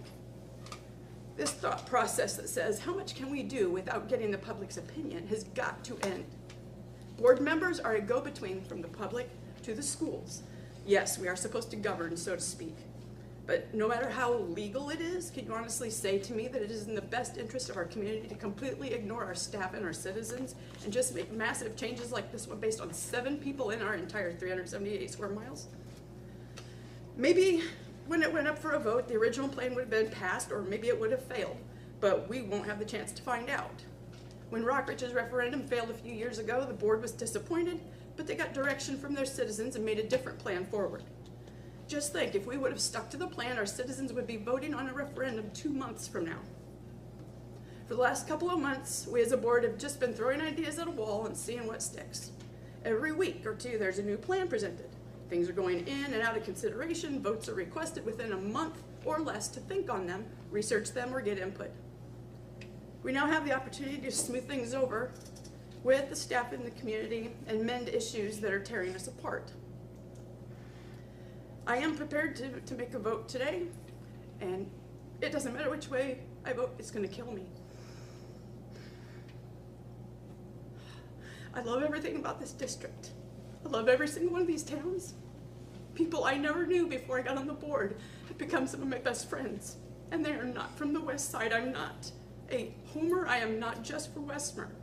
I love everybody, and I keep telling people I'm a kind of a pie in the sky kind of person. I want the best of everything for our kids. So I'm prepared to take a vote, and I probably won't like it. But before these actions come up for a vote, I'm going to ask you guys on the board for a favor.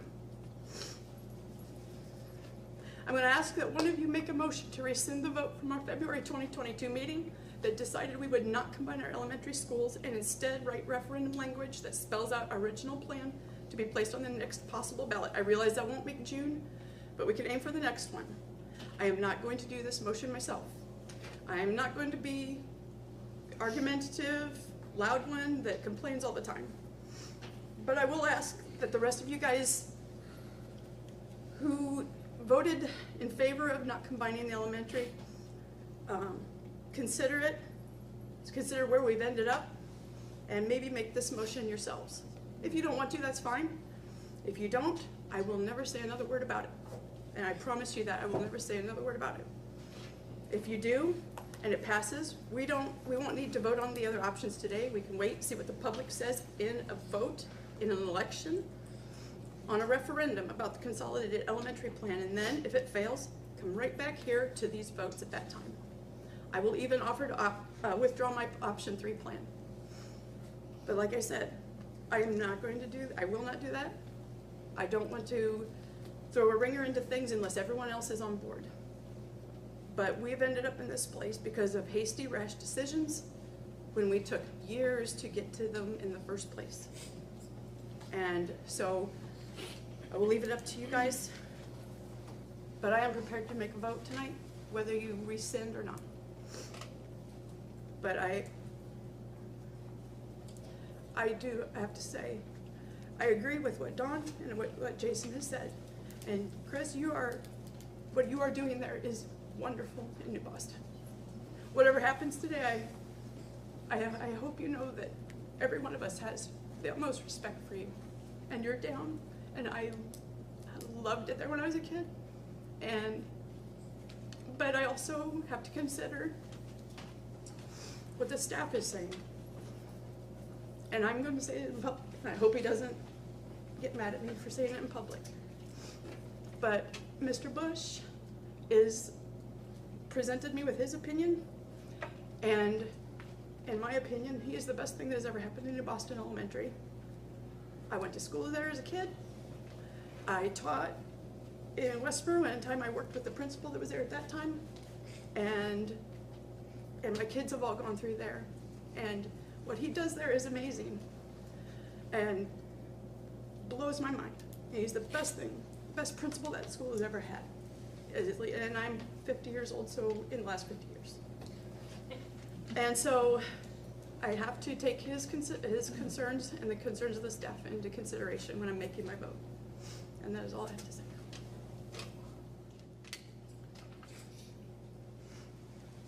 So, obviously, this is a heavy vote, and I went back and forth since we decided to move past the consolidated. I could say some things to that, but we need to move forward, so I'm not going to discuss that anymore, except for one thing. Part of my decision is I voted for not to consolidate the elementary schools. The main reason I did that was because I don't want the littlest kids traveling the farthest, or not, maybe not the farthest, but traveling. For sure. And so when you have your biggest population centers in Aledo and New Boston, that's where I think the grade schools need to be. If you're gonna have the grade schools, they need to be in the biggest populations. So that's why I didn't vote for the consolidated school. Now, in saying that, we're not just talking about, and I don't think anybody is just looking here now, although it's easy to get trapped in the here and now. I'm looking at now and in the future, I know we're saying 25 years, I would like to say 50. The architects said they don't build things like they used to. That's pretty much 50 years of what you're gonna get. That's unfortunate, but I look at, I know the kids are first, and I'm looking at it in a kids first mentality of, especially the littler kids, where's the quickest way or easiest way to get to a grade school? In saying that, part of that is Aledo in our district, it's just factual, is going to be now and in the future our largest community. New Boston is currently our second largest, and even people that aren't going to vote to keep the school in New Boston have agreed, and I agree with them that not just the mayor, I don't know everybody down there, but you guys have done a great job. You're trying to grow, you're trying to keep vital. So in my opinion, in the long run, New Boston is always going to be that second biggest town. And so when you say that, then my first thought goes to the grade school needs to be in New Boston. Now, as you look at that, there are a lot of points that many of you have shared tonight, in the last 2 to 3 weeks, especially this week, there's a lot of good points for why Joy would make a viable moving that elementary there. I do want to touch on a couple of those points. First off is the food, and I don't know how bad it is right now, if it's bad or not. I don't know how worse it would get. There's certainly, if it's sitting in warmers and taking a while, that's not going to be ideal versus fresh. That's not an argument. In saying that, it appears that you're not going to have, there should be some solutions to it, I guess is my point. If you go to New Boston, then part of my hope, and I know that so Mike, you said you're one vote, but I think that's one thing I would say about the administrators and all the board members.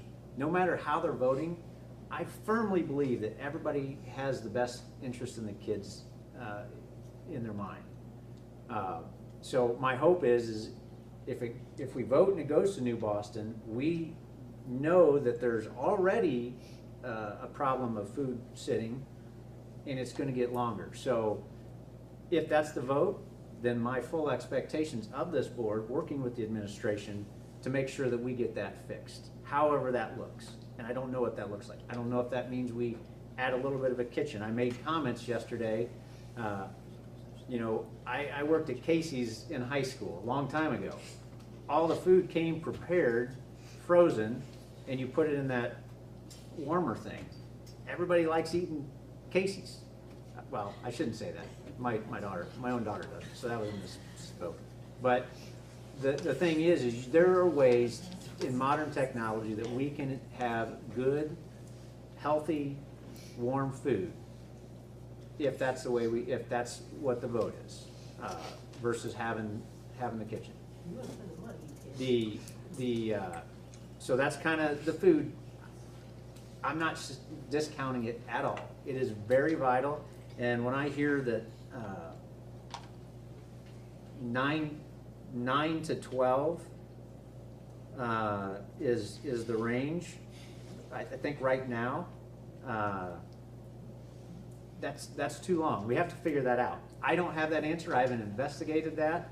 It's not my job to investigate that, but we will come together if that, whatever the vote goes, if it goes to New Boston, we're gonna make a point as administrators and as school board members to get that fixed, to make sure that that food is not a big issue, first off.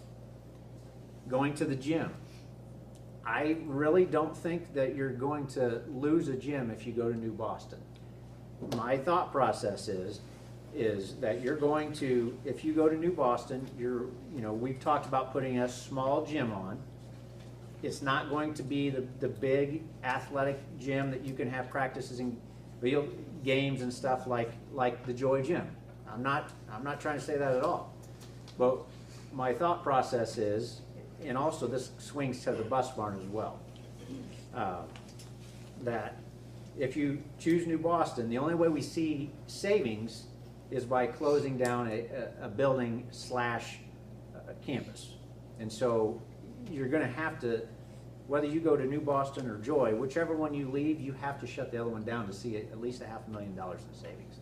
And so if you shut Joy down, first thing is the gym. So I've discussed it with different people. I thought it was kind of out there, but I don't think it is. But my thing is you offer to the city of Joy, the whole campus, for $1 or whatever that does. If the city of Joy doesn't want it, there's other entities that are interested in that. And part of that donation from the district to whoever would be that we would have a long-term lease for $1 for the bus barns. I don't know that would last forever because busing is a huge issue for us now and it's only going to get worse. Just my personal opinion, I don't think that the district is going to be able to sustain being in the bus business for several years to come.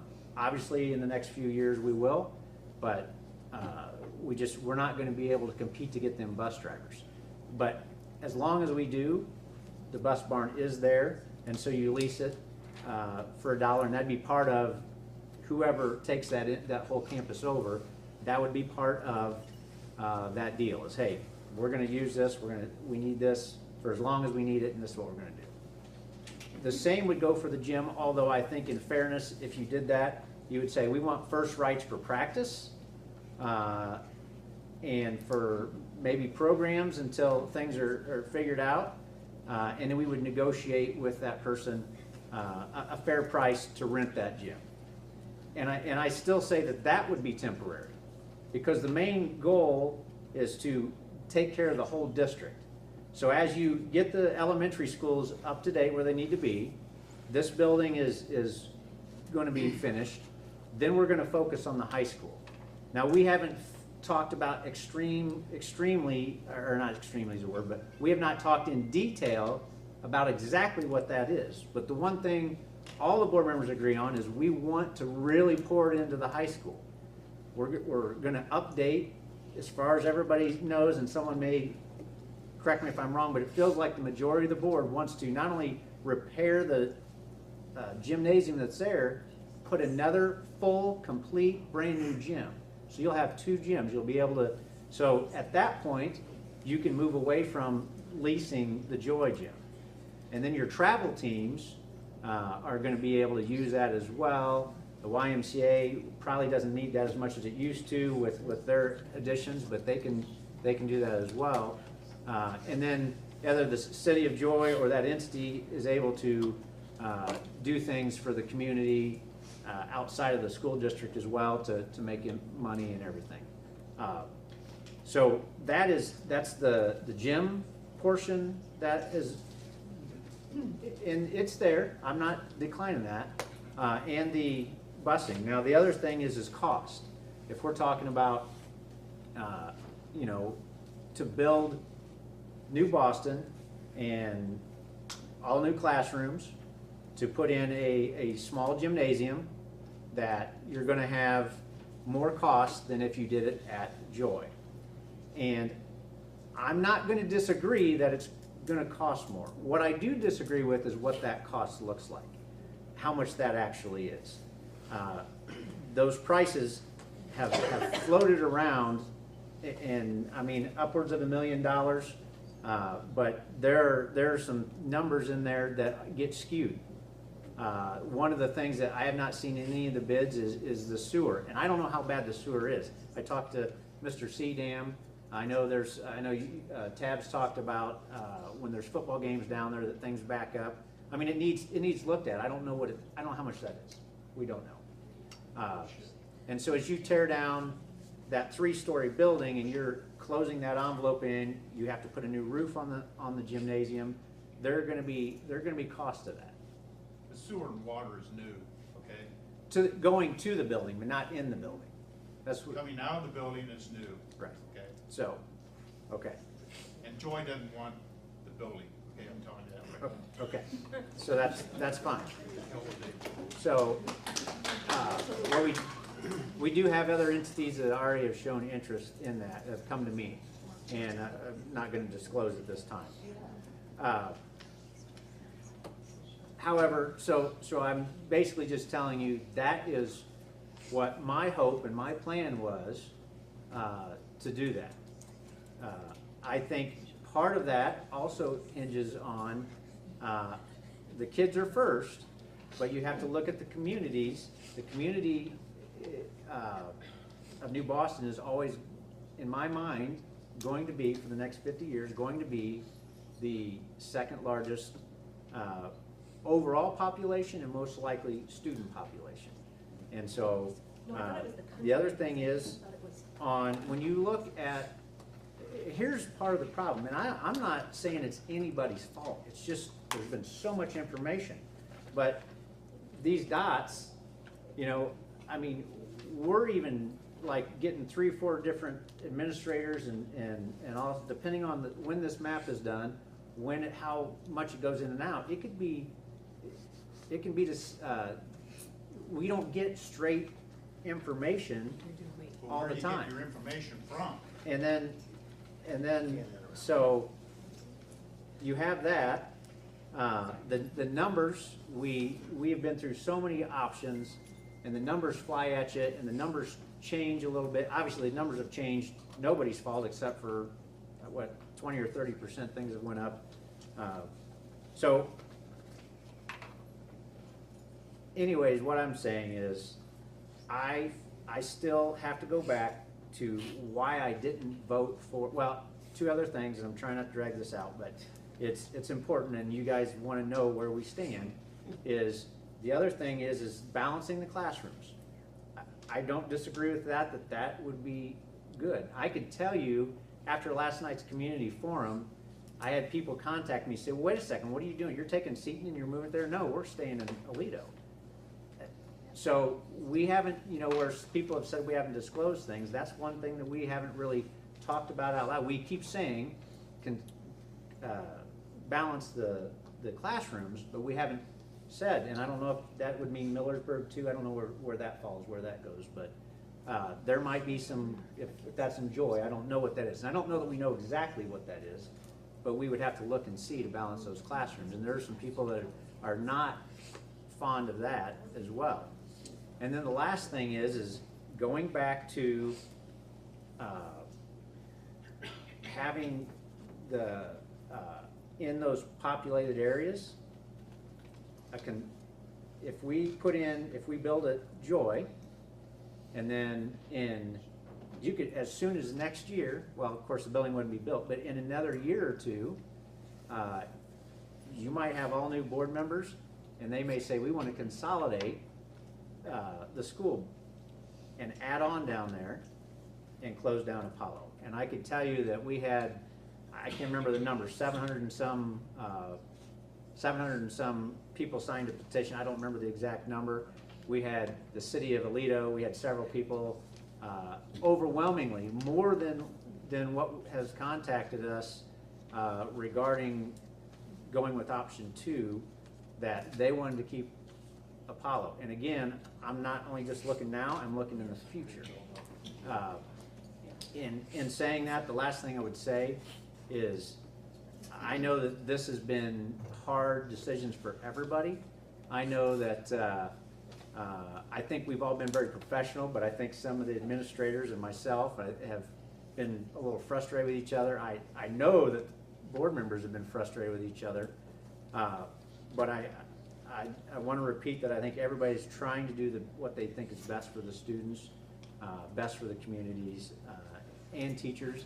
And I don't want to ever take away from the education that you guys are providing. I think you're doing a great job, so. I just want to make sure This that is you not a know, comment the section. 74 people So. that are right there on the border of New Boston This- still get on a bus, and they're still at the school at 7:15. Yeah. So We need There you go. Okay. it's not a comment, it's not a question and answer session. We sat through the public comments and we're very respectful to everyone. If everyone would please be respectful to the board members while they're making their comments. Thank you. You want to go, Ted? Yeah, it's, for once in my life, I don't have a lot to say. We get done with New Boston, and the oldest part is 2002.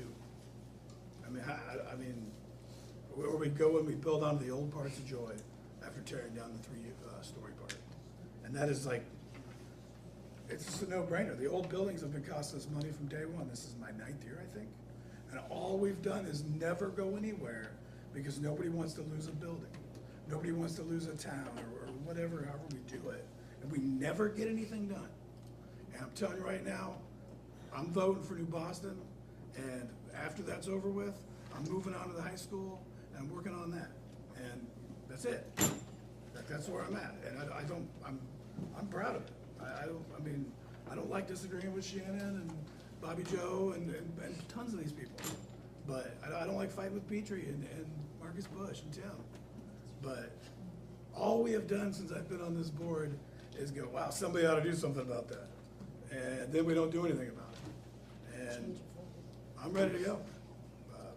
See what you guys think. All right, same thing. Thanks, everybody, for coming out. Once again, I think we've done a great job to respect each other, understanding we're not all going to agree.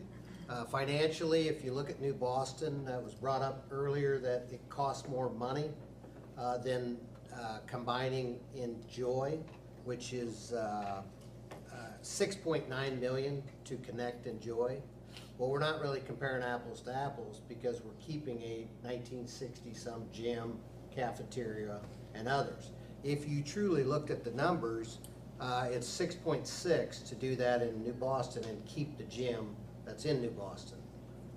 We thought that, once again, as Tab said, this way we're trying to wipe all that out and everything's brand new in New Boston versus so the true comparison, I just want to make sure, is actually less money in New Boston at 6.6 if we kept that gym in New Boston versus using the old gym. It's right here, 6.6 versus that. How did we get here? Bray, February 23rd, their proposal for us to use our 19 million. And the reason we didn't go with the combined is because the combined elementary ended up being about 17.8, 18 million. We have nothing else to put into anything else. So I mean, we just flat out, we're out of money. without going to the taxpayers and asking for more. And I'm sure all of you had a great tax experience this year. So Apollo, we were gonna put $1,750,000. New Boston, they said put $1,985,000. I'd never been to the New Boston school. I went down there with Scott Petrie over Christmas and Bill Smock. We had a great meeting. For $1,985,000, you're just whatever. You're getting some windows, you're getting some doors. It wasn't, for $1,985,000, you still have a 1969 furnace, and you have a 1979, both boilers, I'm sorry. That don't address any of that. So we took this upon ourselves, causing ourselves this vote tonight to say, we think that we should be building a new school. I got on this board to build new schools. Now, whether we all agree with it, that's a whole nother thing. Once again, this is what we're sitting here for. We could have done this and then put the other, whatever, we'll say 10 million into the high school and said, okay, you guys, that's good enough. No, we're trying to give a brand new school, and I think it's the right thing to do. Any of the other comments, the shared students, I was brought up, I got the same 24 emails that you got. I have bunches and bunches of private emails and bunches of other people that they don't want these shared, and they don't, I've already been contacted by Seton. Now I hear we're moving the kids from a different school to this school possibly. So there's many comments, as passionate as all of you are, and I do greatly appreciate what you do. I went down there with Don Yates a month ago, Don, on Saturday night, walked through the New Boston complex, and him and I had a great meeting. We went up to Joy, same thing. I think we left Joy at 7 o'clock Saturday night. I mean, we truly spent time on this. I'm with Mike. I probably was up most of the night trying to put this all together in my head. Understanding all of these, I know Mark Heater just fine. I know Chris just fine. And I've had multiple people from day one, as Bill said, say, don't close New Boston. We gotta have that school, we gotta have that school, we gotta have that school. Well, once again, we started this plan now, let's try to build a new one, and it morphed into, okay, part of this is being brought back that we're going to build it in Joy. So that decision is how we ended up with option 1, 2, and 3. And I will be voting to continue in New Boston. So whenever that option comes around, I give you the reasons I feel that, because I'm 100% with the population. They're right here. These are the numbers we're supplied. I can't contest, it's 560 Aledo and New Boston's 135 and 33 are the two biggest population points, counting the corners. So, and it's not even really close otherwise. So that'll be the way my vote would go. So that's what I have to say about option 1, 2, and 3. Mike, I'm good. Go ahead. All right, so everyone shared their thoughts. So whether you agree with everybody's thoughts or not, at least you know their reasoning behind it. I do want to bring up and verify with everybody, and it actually, when you go to vote option, how it's stated, option 1, 2, or 3, if you look at those options, they have the elementary cost in New Boston in each one of them, but they also include the Apollo upgrade, and I don't know that we want to do that at this point unless someone tells me wrong, and I don't think we want to do, what's the other one? The health, I guess it's the health, life, safety, and also the addition for Apollo. Unless I'm wrong, I was on remote, but I don't know that that's exactly what it is. And even in all this conversation, Mr. Sedam brought up a good point today as well that I'd like to consider when we're talking about Apollo later on. As far as maybe not a gymnasium, I know Mark has said he doesn't want a gymnasium. I don't know if we need a gymnasium, but they have a gymnasium, and nothing that we've ever mentioned talked anything about just building them a cafeteria seating area. That's got to be less expensive than a gym. But I think all of these would be not to exceed. mean, that was Right. Ray's opinion, so. Right, so I'm just throwing that out there because that was something new that Mr. Sedan brought up, But but I don't know that we I talked thought about. the upgrades in Apollo was just the maintenance repair. And that's what they're saying on option 3, they put it on there because that's their one. Right, but that's what I'm saying, if you look at that, it's got both, not It just does the have the health life expansion, I safety. see. Yeah. Yep. Well, I think the wording of the motion is what will matter. And so I'll move that we approve tearing down the 3-story portion of the New Boston Elementary School and replacing that with a brand new wing addition. I'll second. And actually, I guess we're really not approving. We're approving to go out to bid is what so I amend my motion to approving to go out to bid for new classroom wings at New Boston and tearing down the 3-story portion. And I said I'd second that. Roll call, please. Munson, No. Smock, Yes. Wagner, No. Yates, No. Ballmer, Yes. Barry, Yes. Bounds. Yes.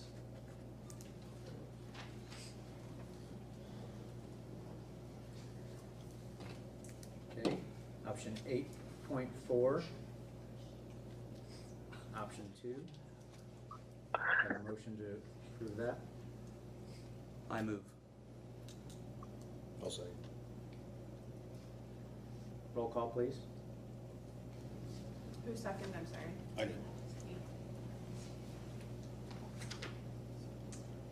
Smock, No. Wagner, Yes. Yates, Yes. Ballmer, No. Barry, No. Bounds, No. Munson. Yes. Okay, motion 8.5, accept a motion to, I move to withdraw my motion. 8.5. Okay. Does she need a second for that? What? you need a second for that, or just? Technically, no. If it's the person that makes the motion in the first place, they don't need to have a second, because it's their own motion.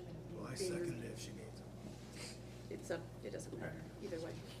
Okay, well, okay, so it just comes off, right? Mhm.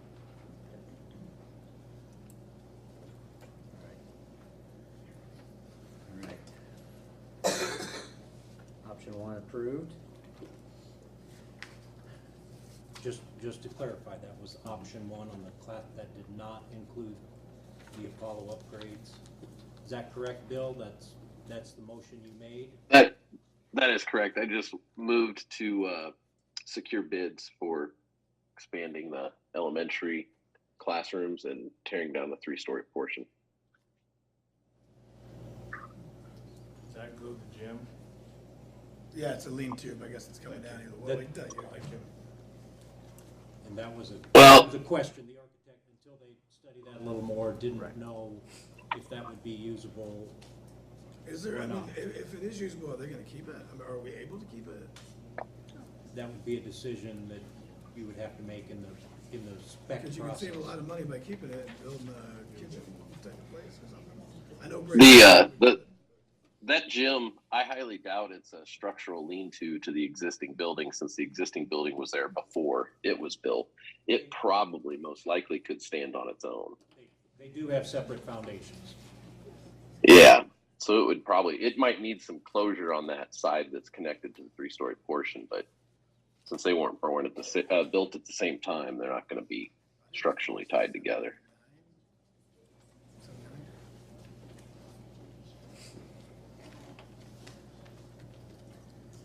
Okay, moving on to information discussion items. Hey, I'm gonna take like a 5-minute break. That was like long. I gotta go to the bathroom. Let's, Just to let everybody relax. Can I ask the New Boston staff to stay with me? They've asked for your opinion and you gave it to them. Please stay with me. You're right. We do have greatness going on down there. And they've asked, your leadership has asked for your opinion. please stay with me. That's all I ask of you. We are. That's it. Yeah, That's we are. it. That's all I ask of you. Hopefully he stays with us. Because I wouldn't. They did the same thing when that door came So off. on, 5-minute break? Yeah, let's take a 5-minute break to go to the bathroom. disagree. 8:25.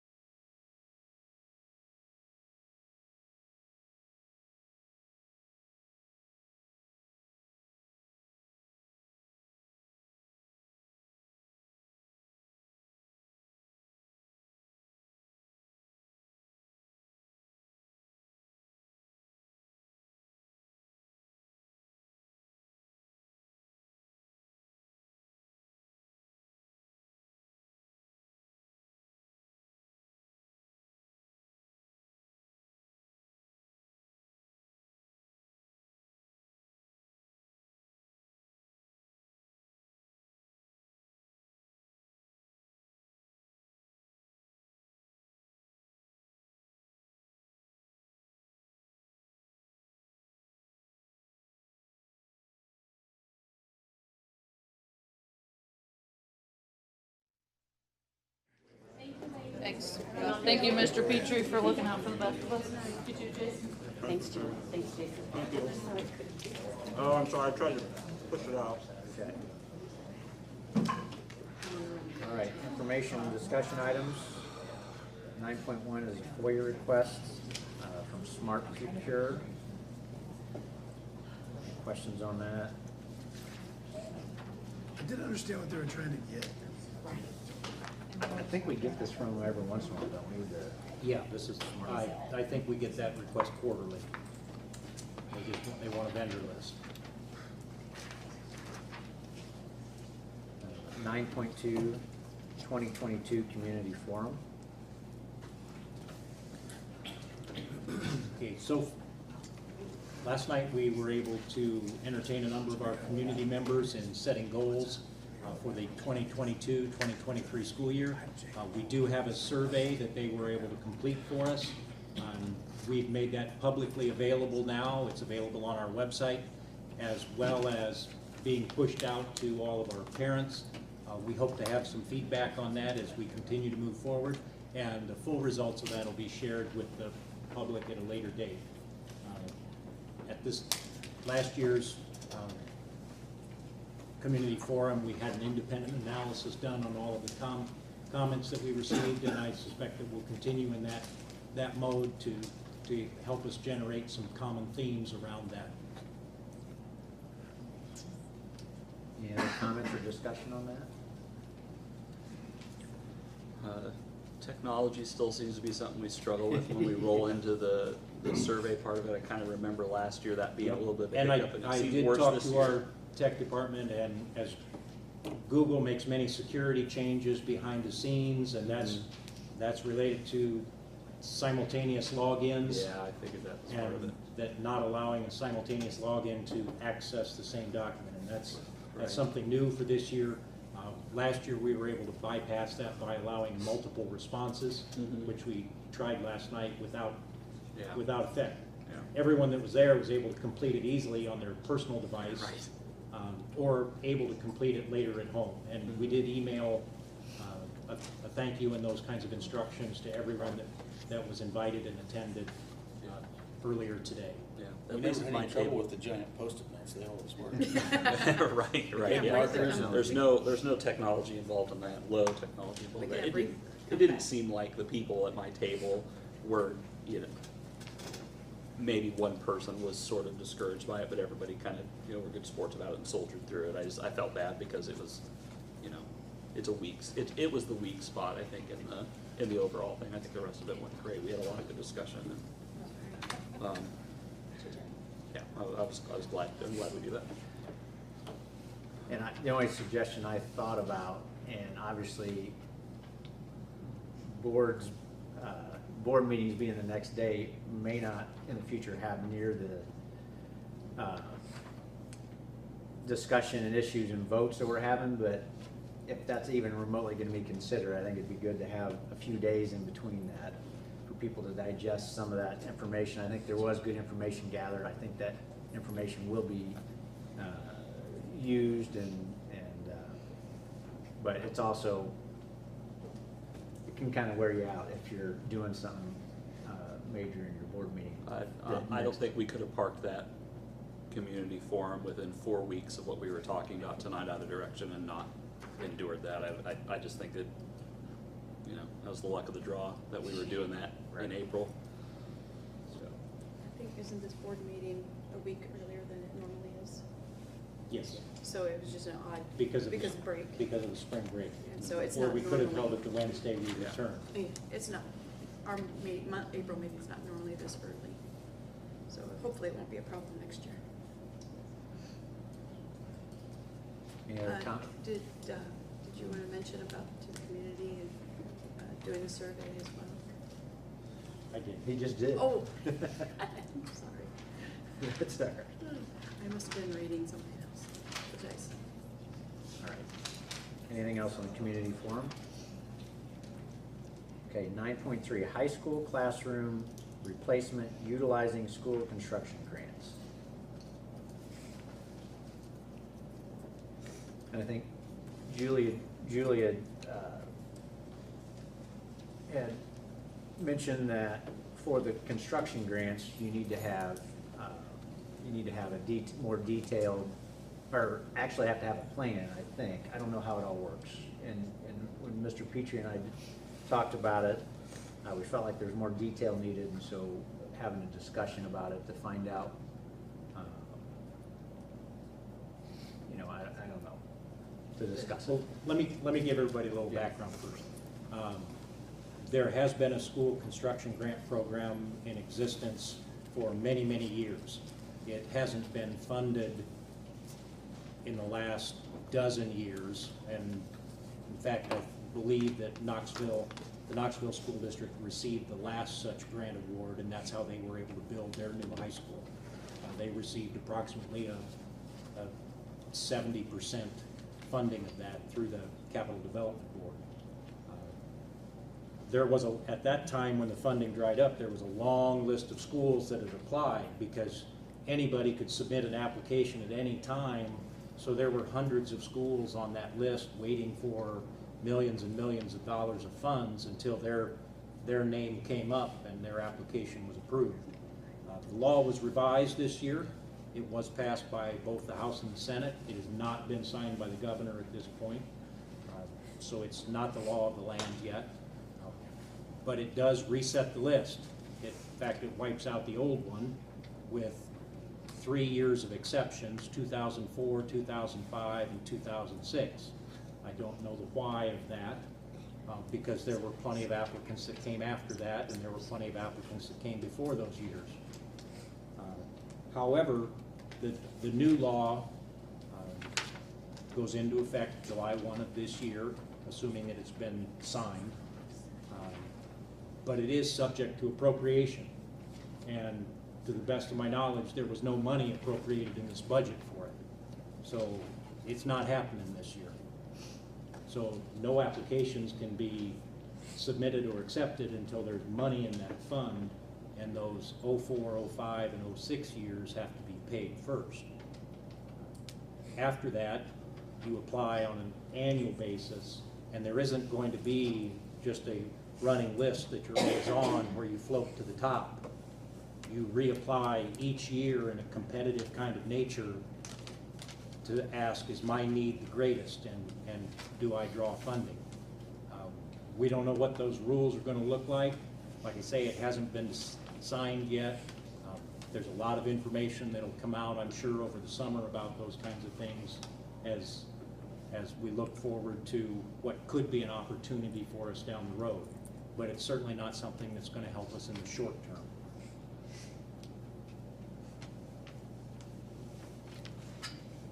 Should we prepare for that ahead of time, though? I agree.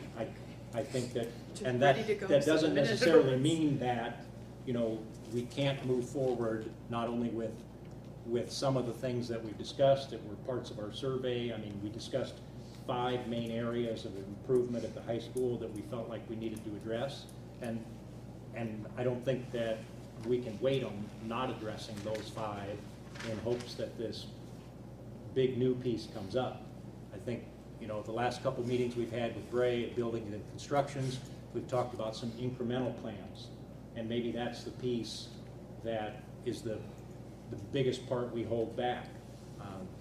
I've heard some discussion from board members about, we need that entire new classroom wing at the high school. That's the oldest part with many problems. The other parts of the building, the auditorium, the gymnasium, are still very serviceable in some ways for us.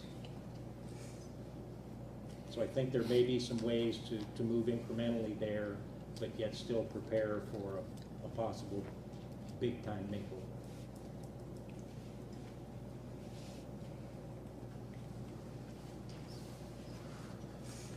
And your thoughts or discussion at this time on that?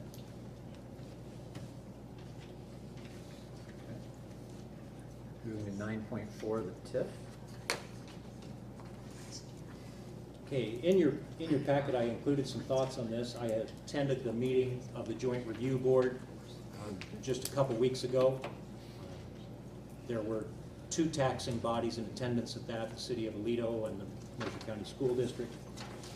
I've learned a lot about TIFs in my time here at Mercer County, and I'm not sure I have a strong opinion one way or the other about their impact on a school district. We're about to see some big benefit from that in the fact that the old TIF, established in 1986, expired in 2021. And we will see the resetting of a new base if there is a future TIF in order for the district to capture those additional funds. In 1986, the base EAV was about $5 million, and it has risen substantially since that time. The part that it raised is what the city was able to take advantage of for a number of public works projects, both public and private. Yeah, 56% of that money is ours. Approximately that, yeah, about 50% of the revenue each year. I can't judge the merit of each of the individual projects that were completed, but there are a number of them that have been. We will gain almost a 10% increase in our EAV for next year that generates substantial new funding for us. As that increment comes back to not only the school district, but all the taxing bodies. And so the county, the park district, the township, the library district, all of those bodies benefit. Now, the city is looking at establishing a new TIF district, and so for that, and we've provided a lot of information on that in your packet. The city's, Mayor Haglock is here, the city's provided a lot of information on that. There was, I saw in today's Times Record, the notice and a map. There are a number of other steps that the city takes in this process. And the taxing bodies, other than the city, really play only an advisory role in the establishment of this. That's ultimately up to the city and the city council to vote yes or no about that establishment. The taxing bodies make recommendations through the Joint Review Board.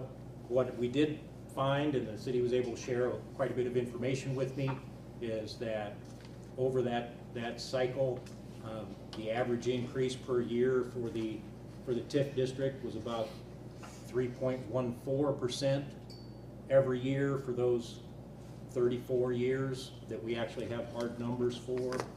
The average increase of the non-TIF properties, so everything outside, increased at about 3.15% over that whole time.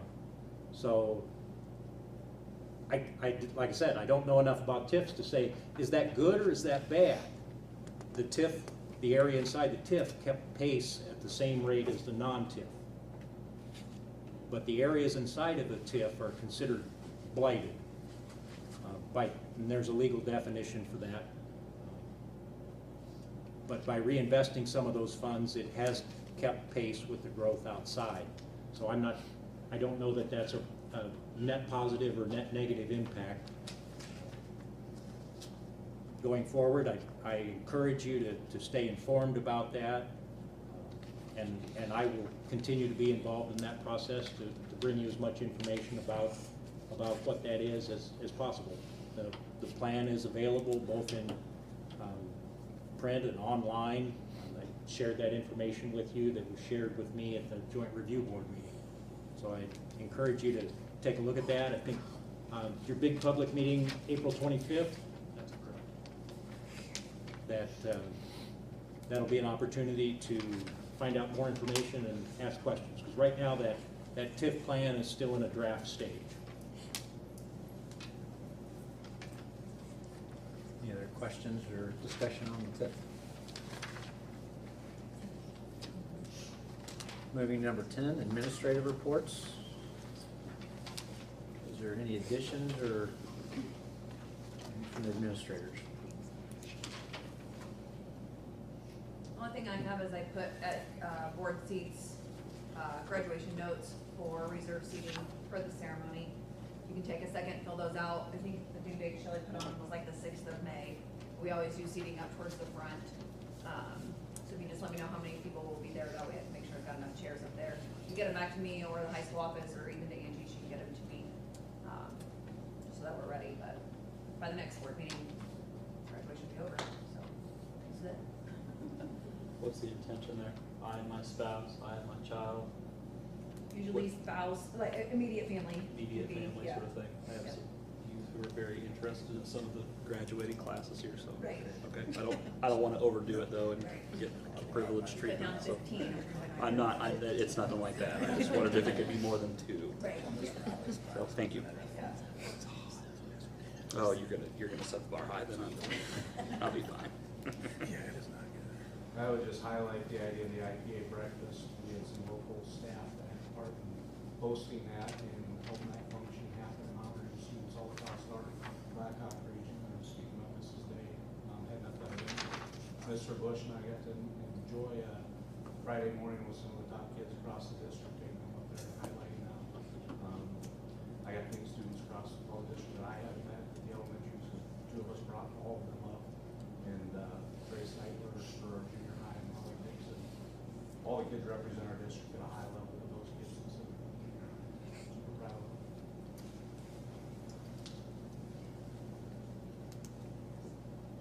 Any board questions?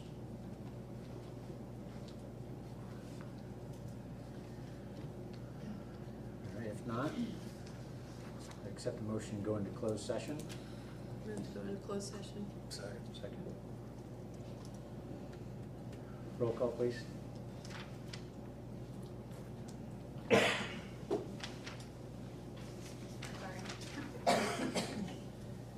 Wagner, Yes.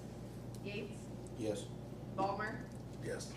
Barry, Yes. Bounds, Yes. Munson, Yes. Smock. Yes. Motion carries. Let's take a 6-minute break.